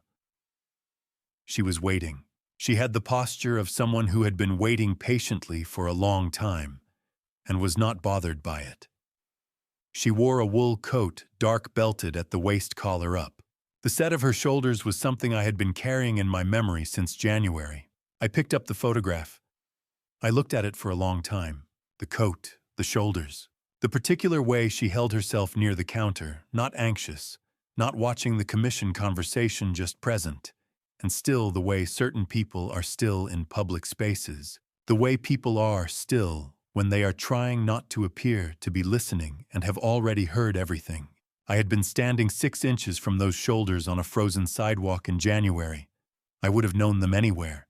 I set the photograph down on the desk. I said, "I know who she is." Odom leaned forward. "Then we need to find her today." I called Norbert from the parking lot and made my voice ordinary. Just a question. Did he happen to remember a woman named Collins who might have known Dorothy? He went quiet for a moment. The quiet of someone sorting through a box they have not opened in a long time. Then Margaret Collins. She and Dorothy worked the line at the Lakewood plant together for 15 years. Fine woman. You need her address. I wrote it down on the back of the manila envelope that was still on the passenger seat. I thanked him and said I was just tracking something down and ended the call. The address had been in Dorothy's Christmas card box for 7 years. Norbert had kept it the way Norbert keeps everything from those years carefully, without knowing why, because that is how he honors the people he has lost. Dorothy had worked alongside this woman for 15 years. Margaret Collins had been in Dorothy's life every day for a decade and a half, and I had never heard her name spoken in my house. I had thought I knew Dorothy completely. I sat in the parking lot for 30 seconds with that thought, and then I drove. 15 years. Dorothy had worked alongside this woman for 15 years, and I had never heard her name. Ask yourself, how well do you know the life your partner lived before you came home each evening? I thought I knew Dorothy completely. The address on the back of the envelope told me I was wrong in the best possible way. Wrong in the way that makes the person larger, not smaller when you find it out. Clifton Avenue was 22 minutes from the precinct in Monday afternoon traffic. I parked in front of the building, 4 floors, brick. The kind of building that has been in continuous occupation for 60 years and shows it the way good things show, age worn without being diminished. The lobby door was propped open with a brick. 4th floor, no elevator. The stairwell smelled like other people's dinners, and 50 years of the same building, old wood enclosed air, the faint residue of cooking from apartments I would never enter. I counted the steps without meaning to the way you count things when your mind needs something to do with itself. 41 steps. I remember that. At the top, I stood in the hallway for a moment and found the door at the far end and knocked. She opened it almost immediately, as though she had been standing just inside. Margaret Collins was 74 years old, small and upright, with gray-green eyes that I had been carrying in my memory since January, precise and careful. The eyes of someone who notices things and decides later what to do with them. She was wearing a cardigan, not the wool coat, but the wool coat was on the hook inside the door where I could see it. She said, "I wondered when you would come. Not who are you, not how did you find me." She had been expecting me since January. What do you say to someone who has been waiting for you to arrive for 6 weeks without knowing your name? I said nothing. I stood in the doorway and looked at her, and she stepped back and held the door open, and I went in. The apartment was warm and full. Bookshelves floor to ceiling on 2 walls, the shelves organized with the precision of someone who reads seriously and returns things to their place. African violets on the windowsill, purple healthy, tended with consistent attention, the kind of plants that only thrive for people who remember them without being reminded. A reading chair near the window with a folded blanket on the arm. A kitchen that smelled of something that had been made recently, bread or something close to it, warm grain and yeast in the air. This was not a lonely apartment. This was the apartment of a woman who had been living her life with intention for 74 years and had arranged the evidence of it carefully around her. I stood just inside the door and looked at the room, and then I saw the photograph. It was on the wall beside the bookshelf, framed in plain wood, a black and white image the size of a paperback book. Two women in work clothes outside a factory building squinting in summer light. One of them was Margaret Younger, perhaps 30, her hair different, but recognizably her. The other was standing with her weight shifted to one side, her head turned slightly toward Margaret, laughing at something off to the left of the frame. Her hair was loose. Her face was open in a way I only knew from the early years, fully open, without the guardedness that life accumulates, and I had never seen that photograph in my life. Dorothy was 23 years old on that wall. Margaret had kept her there for 50 years. I had been married to Dorothy for 41 years. I had 41 years of her face in my memory, in every light and season and mood, and I was standing in a stranger's apartment, looking at a version of her I had never had access to. Not grief, or not only grief, something that has no name because it does not happen often enough to need one. The fracture was quiet and clean the way a precise break is quiet, not shattering, just the sound of something giving way along a line that had been there all along. She was 23 years old in the photograph, and laughing at something I would never know. Margaret had kept her on the wall for 50 years. I stood in that apartment and understood that Dorothy had been known by people I had never met in ways I had never seen. "Sit down," Margaret said. "There is a great deal I need to tell you." She put a cup in front of me and sat down and said we started the same week. That was 1971. She said it the way you say a year that still feels close, not like history, like last Tuesday. I wrapped both hands around the cup. The tea was floral and warm, something I did not have a name for, and I drank it without thinking about it. That is worth noting, I drank it without thinking about it. The first thing I had consumed in 3 weeks without performing the act of consuming it. She talked and I listened. Every Saturday for 40 years. Dorothy never missed one. Neither did I. She said that plainly, the way you state a fact that has simply always been true. The sun rises, the Saturday call happens. They had talked about everything she said. The plant, their husbands, their children, and the absence of them, the grief that belongs to women who outlive what they expected their lives to contain. I had not known about the Saturday calls. I had not known Dorothy had a friendship of that depth and duration running alongside our marriage like a parallel river. 40 years of Saturdays, and I had eaten breakfast beside her on every one of them and not known. 40 years of Saturday calls. Dorothy never told me. I do not say that as a complaint, I say it as a measure of how much of a person you can love completely and still not know. She had a whole friendship I had never been inside. It was entirely hers, and she had kept it entirely hers, and I understand now that this was not a secret from me. It was simply a room I had never been invited into because I had never needed it. She kept it for herself, and at the end, she turned it into a door. 3 days before Dorothy died, Margaret said she called. Her voice was different, deliberate in a way it had not been before a woman who knew she was saying a thing that needed to land precisely. She had said, "Don't let him fight alone. Promise me." Margaret had promised. I sat with that. Dorothy had known she was dying. We both knew I had known too, though we had not spoken it in those words, and she had used one of her last clear days to call her oldest friend and extract a specific instruction. Not a goodbye. An instruction. She had known my character well enough to know that when something came, I would face it quietly and alone, and she had arranged in advance for that not to be the final answer. She had not known what I would face. She had only known me. That was enough. She heard Vanessa say, "The old man deserves it." Those 5 words through a door she was not supposed to be behind. Margaret had gone to Faulkner's shop to collect her late husband's pocket watch. A repair she had arranged months earlier, and the door to the back room was slightly open, and through it, she heard a woman describing a commission, a hidden cavity, a delivery mechanism, a forgetful elderly father who needed his supplements managed for him.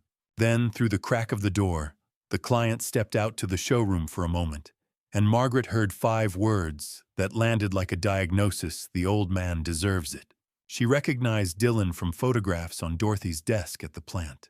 She recognized the name spoken during the commission as the name of the son Dorothy had talked about every Saturday for 40 years. She knew what she had heard, and she knew what it meant. I put my cup down. My hands were not steady, and I did not try to make them steady. What do you say to someone who spent 3 winter mornings in a car service on arthritic knees to keep a promise to your dead wife? There is no sentence for that. I looked at her across the table, and I did not try to produce one. She told me about the 3 mornings. Car service, she said her knees make driving difficult in winter. She had called Norbert to find Ray's routine, said she was an old friend trying to reconnect. And Norbert had been helpful, thorough, incurious about the reason. She had gone to Madison Avenue on the first morning and not found me. The second morning she had found me. But the timing was wrong. Too many people, too little time. No way to say what needed saying without it being rationalized away before she left the block. The third morning she had found me in the corner booth at 6:50, and she had dropped the handbag. I understood then that the handbag had not slipped. Nothing about that morning had been accidental. She had chosen my table, my routine, my moment. She had rehearsed the wrist grip, the words, the exit. Everything I had catalogued as the inexplicable behavior of a stranger had been prepared across 3 winter mornings by a woman who kept promises and had good hands, even with arthritic knees. I said you did all of that because of a promise you made to a woman who has been gone for 7 years. She looked at me the way Dorothy used to look at me when I said something obvious. The snow had started outside the window, small and quiet, the kind that falls without urgency. I looked at Dorothy on the wall, 23 years old, laughing, and I understood that she had known even at the end what she had been doing all along. She had sent me Margaret Collins. She was my best friend, Margaret said. What else would I do? She called while I was holding a carburetor. Rusted, a 1987 Buick LeSabre. Norbert had been asking me to look at it for a month. My hands knew what to do with it, even when my mind was somewhere else entirely, which was why I had come to Norbert's garage that morning, instead of staying in my own house waiting for a phone that had not rung yet. She said the warrants came through. Stay away from your house until I call you. Do you understand? I said I understood. The line went dead before I could ask anything further, which told me the arrests were already in motion, and Odom was managing several things at once. I set the phone on Norbert's workbench and picked the carburetor back up. Norbert's garage is the closest thing to my own that exists in the world. Motor oil worked into the concrete over 40 years. A wall of coffee cans holding the accumulated small hardware of a man who fixes things rather than replaces them. The cold that comes from working in a space heated only by the work being done in it. I knew how to be in one. I knew how to let a garage hold you while you waited for something you could not move toward on your own. I held the carburetor for 2 hours, not working on it, holding it.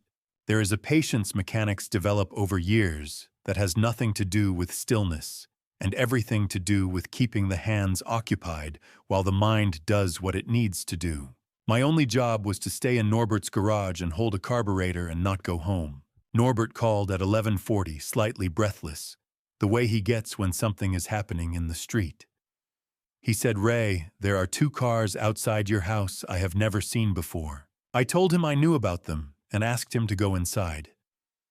He went because Norbert trusts me without needing the architecture of reasons explained. 30 years of being neighbors is its own explanation. I stayed until 4 in the afternoon. Outside the street made its ordinary sounds a delivery truck, 2 blocks over a dog that barked twice and stopped the wind working through the gap under the garage door.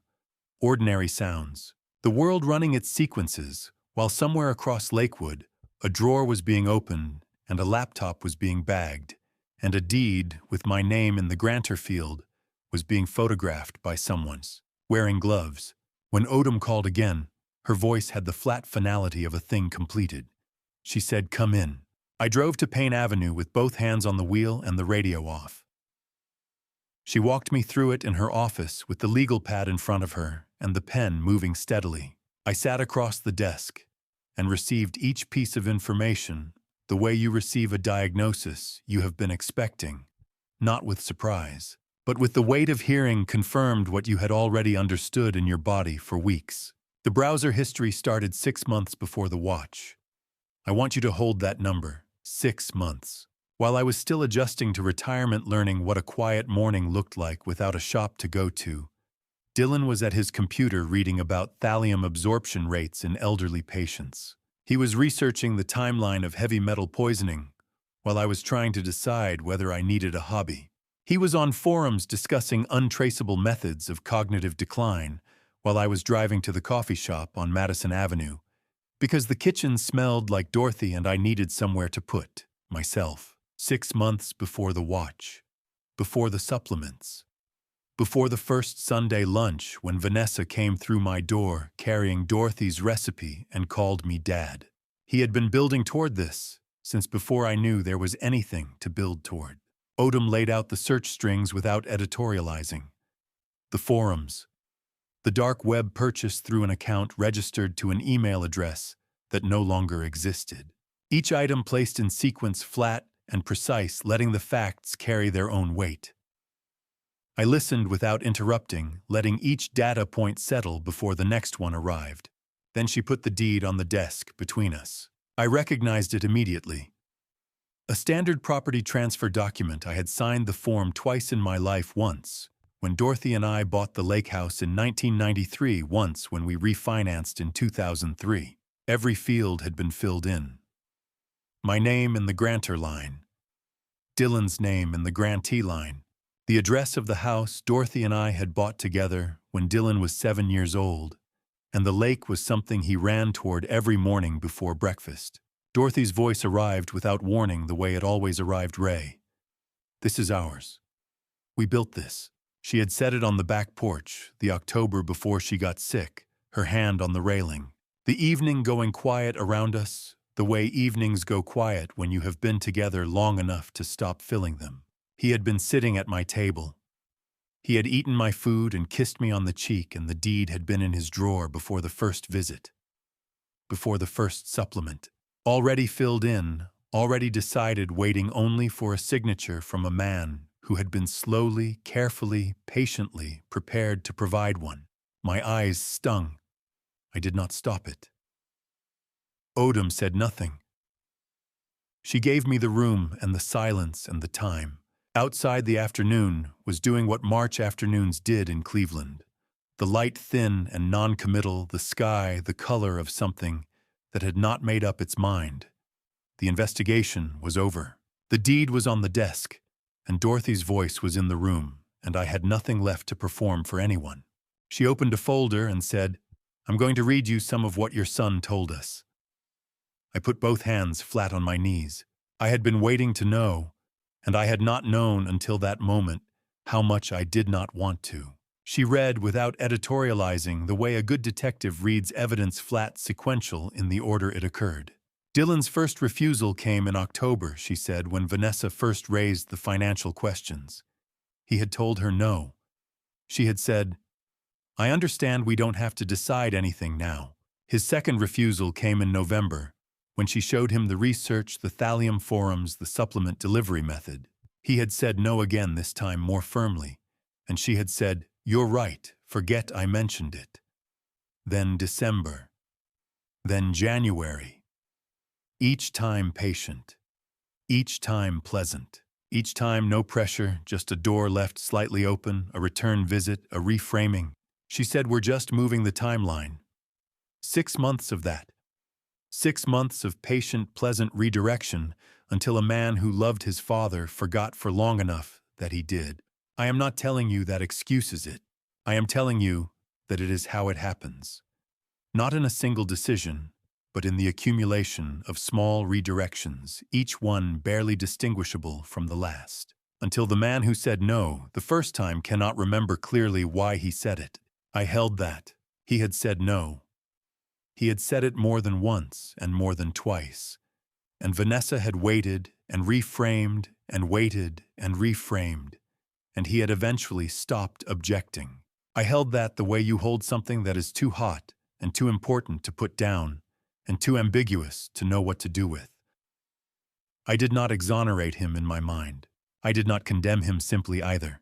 What I did was note with the same flat accuracy I have applied to everything since January, that my son had been worked on by someone who knew exactly how to work on people, and that he had not been strong enough, and that this was true and terrible, and not the whole truth at the same time. Odom looked up from the folder. She said at the concentration she prepared, "Your son believed he was arranging a signature." What his wife had actually arranged was a funeral. I looked at the coat on the chair beside me. I did not say anything. Attempted murder in the first degree, held without bail. I had known it was coming, and it still landed with its own weight, not surprised something more deliberate.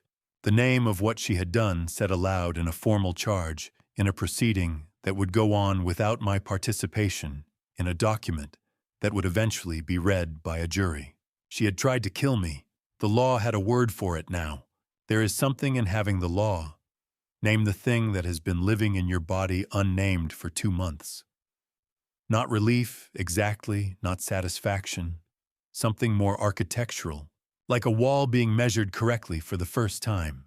Dylan's plea agreement, 3 years probation, suspended sentence, mandatory counseling.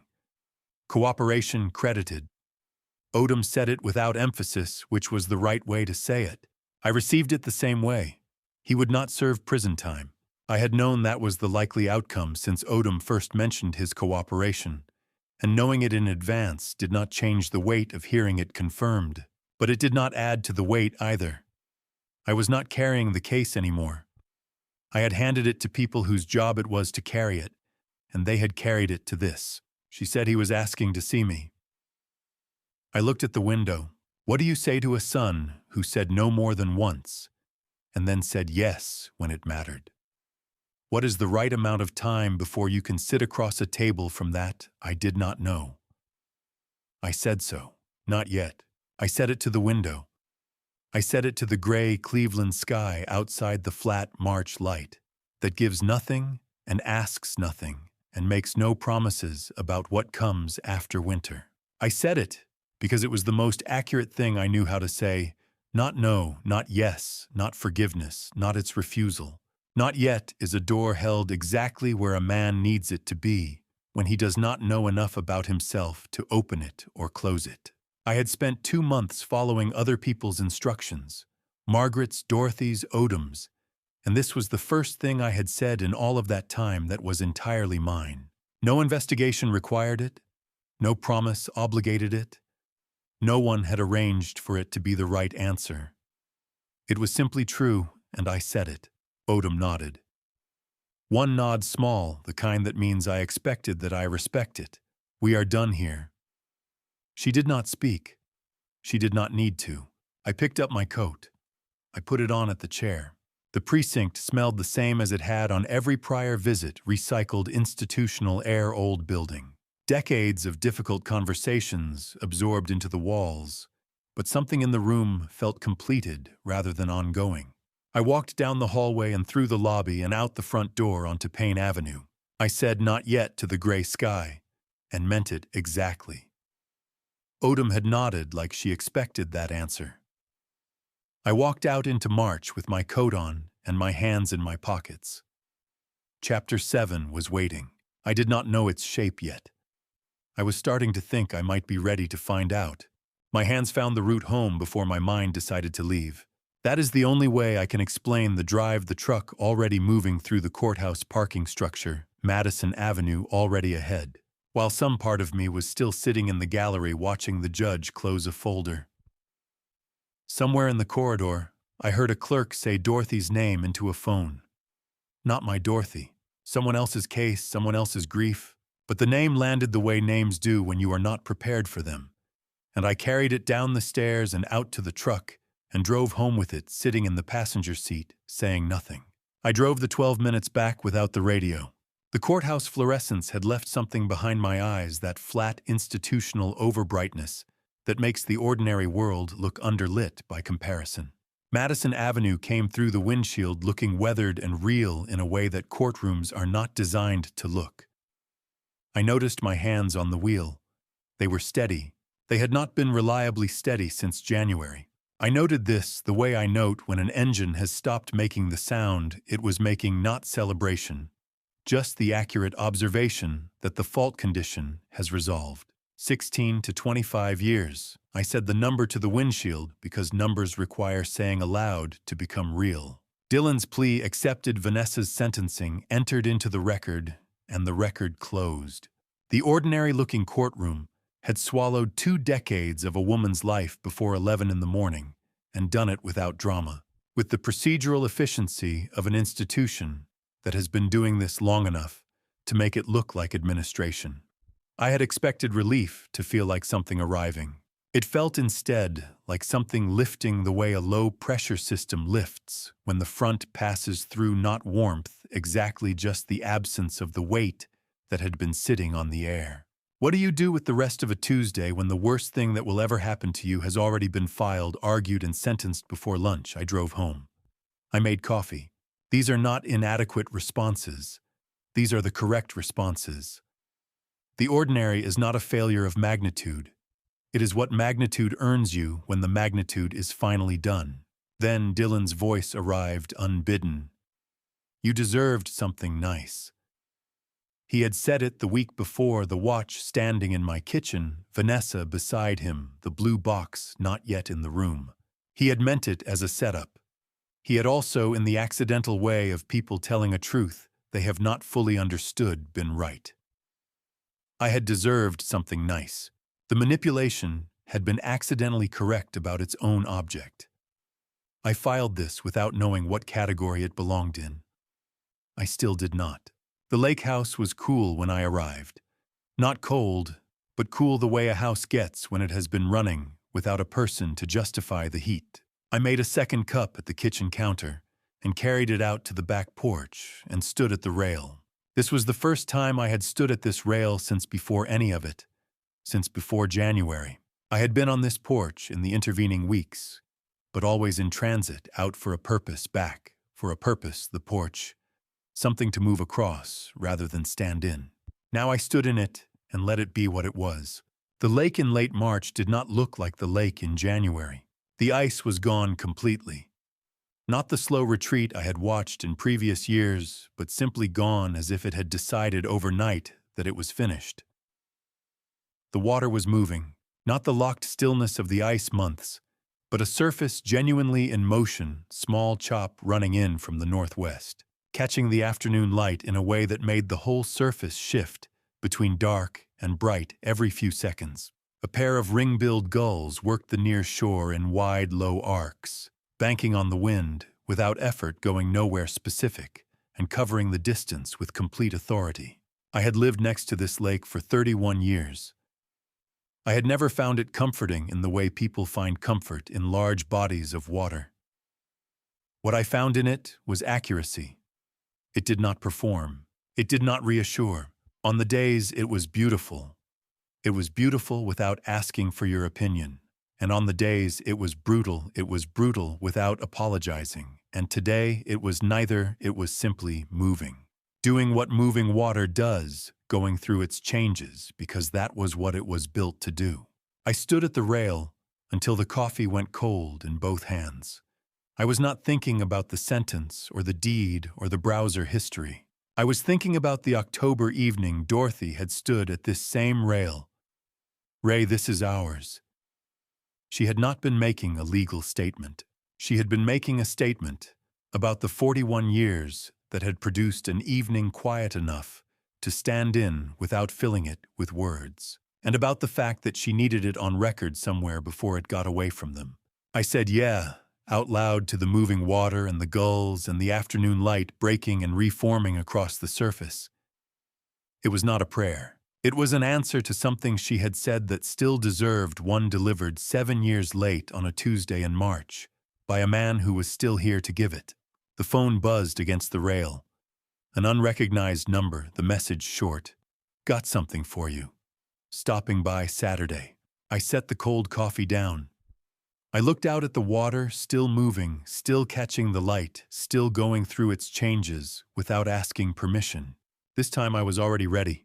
The carnations were Dorothy's idea, or as close to Dorothy's idea as a dead woman can have, and I held them the way I used to hold a torque wrench, like the weight of the thing was the whole point. White carnations from the Detroit Avenue florist. Because white was what you brought when you did not want to make a statement and still needed to bring something. I had stood in front of the case for 2 minutes before deciding. Dorothy would have known immediately.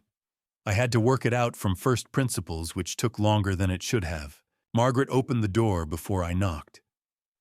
I do not know if she heard me on the stairs, or simply knew the time and the sound of the kind of morning this was. She took the carnations without commenting on them and put them in a blue glass on the counter, and I sat down at the kitchen table, and the smell hit me before I saw the source. Apple cinnamon cake, not the smell of apple cinnamon cake in the general sense.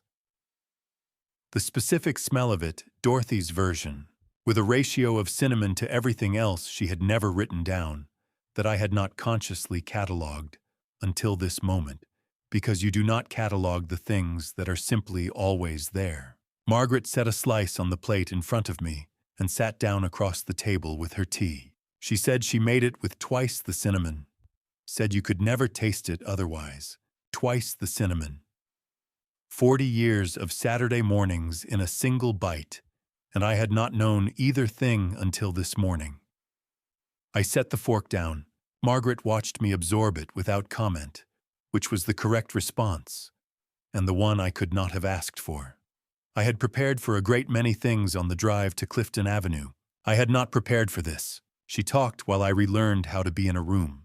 She talked about the first year at the plant, 1971, 2 young women learning a new machine at the same rate, and deciding on that basis alone that they would get along.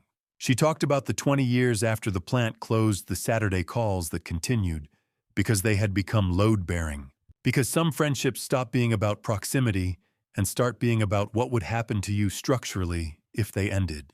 She talked about Dorothy's fears, specific unsentimentalized fears, the fears of a woman who was paying attention, the worry when Dylan first brought Vanessa home. The thing Margaret had said almost exactly. She said the girl looked at the lake house with arithmetic in her eyes. Dorothy had seen it. Years before I did, years before any of it, she had looked at her son's wife and registered the calculation. She had told Margaret. She had carried it as a private weight rather than alarm me without evidence. She had also, in the 3 days before she died, converted that private weight into an instruction and handed it to the only person she trusted to carry it after she was gone. There is a grief with no general name for the version of your wife you never met, the one who had a best friend and fears and a plan, and never once let you see the weight of it. Not because she did not trust you, because she loved you in a way that included protecting you from what she was managing. I had been married to Dorothy for 41 years, and she had been managing things I did not know needed managing for all of them. If you are still here with me listening to how these pieces finally fit together, I'd ask you to leave a quick comment, just the number 40, to let me know you're still walking this path by my side. It means more than you might realize. And a small heads up, the scenes that follow have been reshaped with certain creative elements to better convey the weight of what happened. If you'd prefer not to continue with this version of the journey, I'd understand if you chose to step away right here. Margaret said she talked about you every week, Ray. For 40 years, she never stopped. I broke then. Not loudly. Not with the full inventory of what I was breaking over, which would have taken longer than the morning. Quietly and completely, the way a joint releases after too long under load. Margaret came around the table and held me the way you hold someone when words are not the right tool, both hands, no commentary, for as long as it took. She smelled like the cake and the African violets on the sill, and 50 years of keeping the people she loved. The plea agreement had been signed, but not yet processed. Dylan's attorney had told me there would be a window of several days before the paperwork cleared, and he was released. I drove to Euclid Avenue before that window closed. The Cuyahoga County Correctional Center has fluorescent lighting with a faint green tint that makes everyone look like they have been underground for too long. Dylan had 3 days left here. The plea was signed. The probation terms were set. The attorney had said he would be out by Thursday. I had not wanted to wait until Thursday. Dylan was at the bolted table when I came in. He looked smaller than I had expected, which I had not prepared for either. I sat down across from him and I said, "Tell me everything, from the beginning." He told me. He cried before he was halfway through and kept going, which was the right thing to do. When he finished, he said, "I didn't know she was going to kill you, Dad. What do you say to a son who handed someone a weapon and claims he did not know it was loaded?" I looked at my son for a long time across the bolted table under the green-tinted fluorescence. Then I said, "I know. I believe you." I stood up. At the door frame, I stopped without turning around. I said, "I'm not ready to say I forgive you. Not yet. But I came. That has to mean something." I walked out into the sleet and drove back through Lakewood. On Thursday, he would walk out of that building a free man under the terms of his probation. I did not know yet what that meant for the two of us. I only knew I had gone in before he walked out, and that the order of those two things had been mine to choose. On Madison Avenue, I passed 13,417 without slowing. The corner booth was visible through the wet glass. Someone was sitting in it. I did not stop to look. The thaw came on a Tuesday quietly, the way the best things always did. The ice just deciding it was done, the sky remembering it had a color.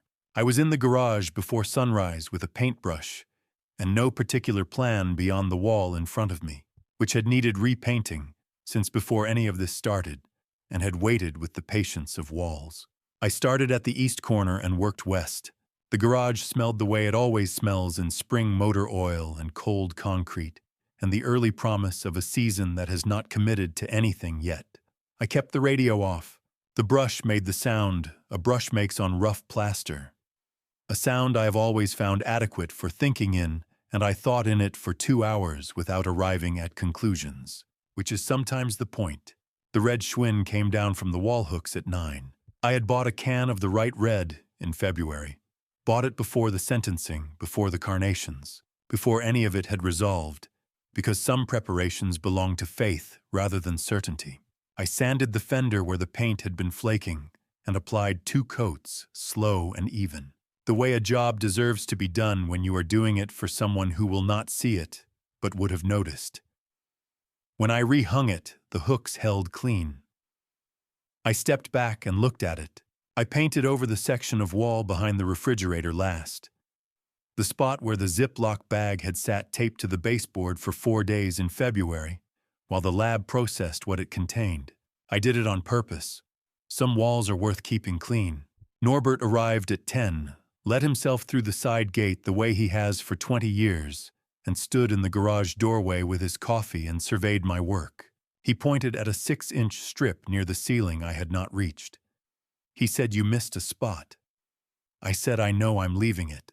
He accepted this without further inquiry, which is one of the things I value most about Norbert.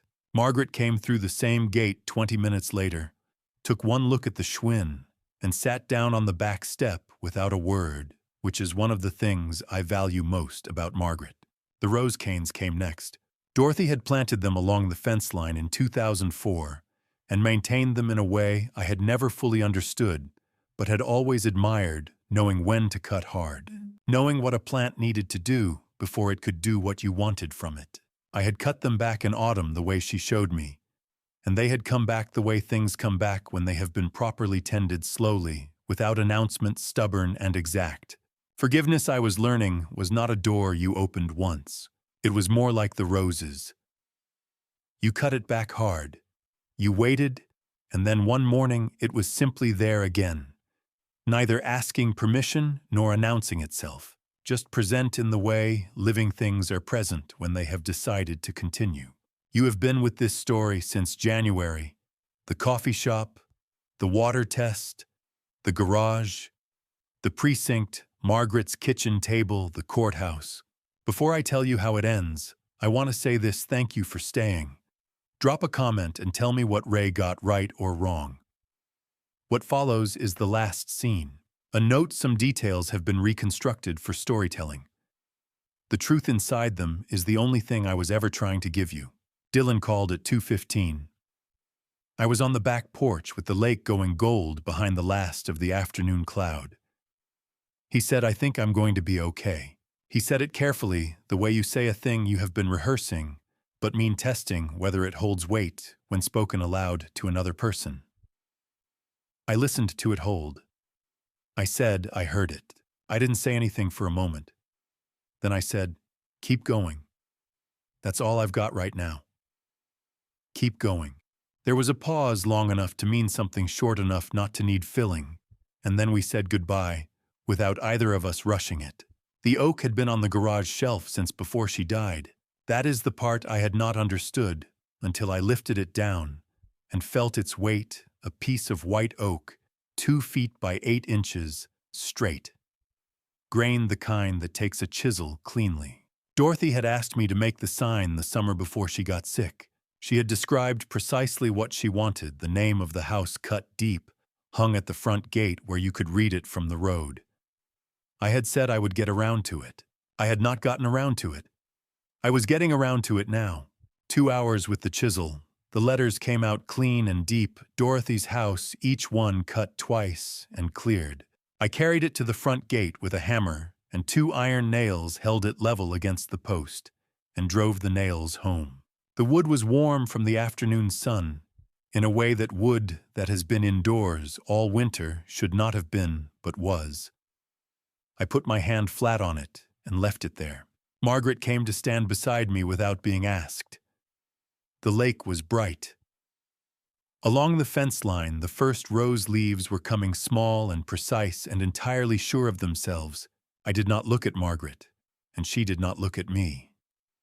I smiled, not for anyone, not at anything in particular, just the simple, muscular fact of it. Dorothy is here.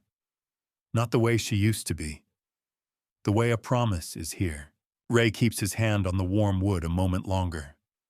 Margaret does not move.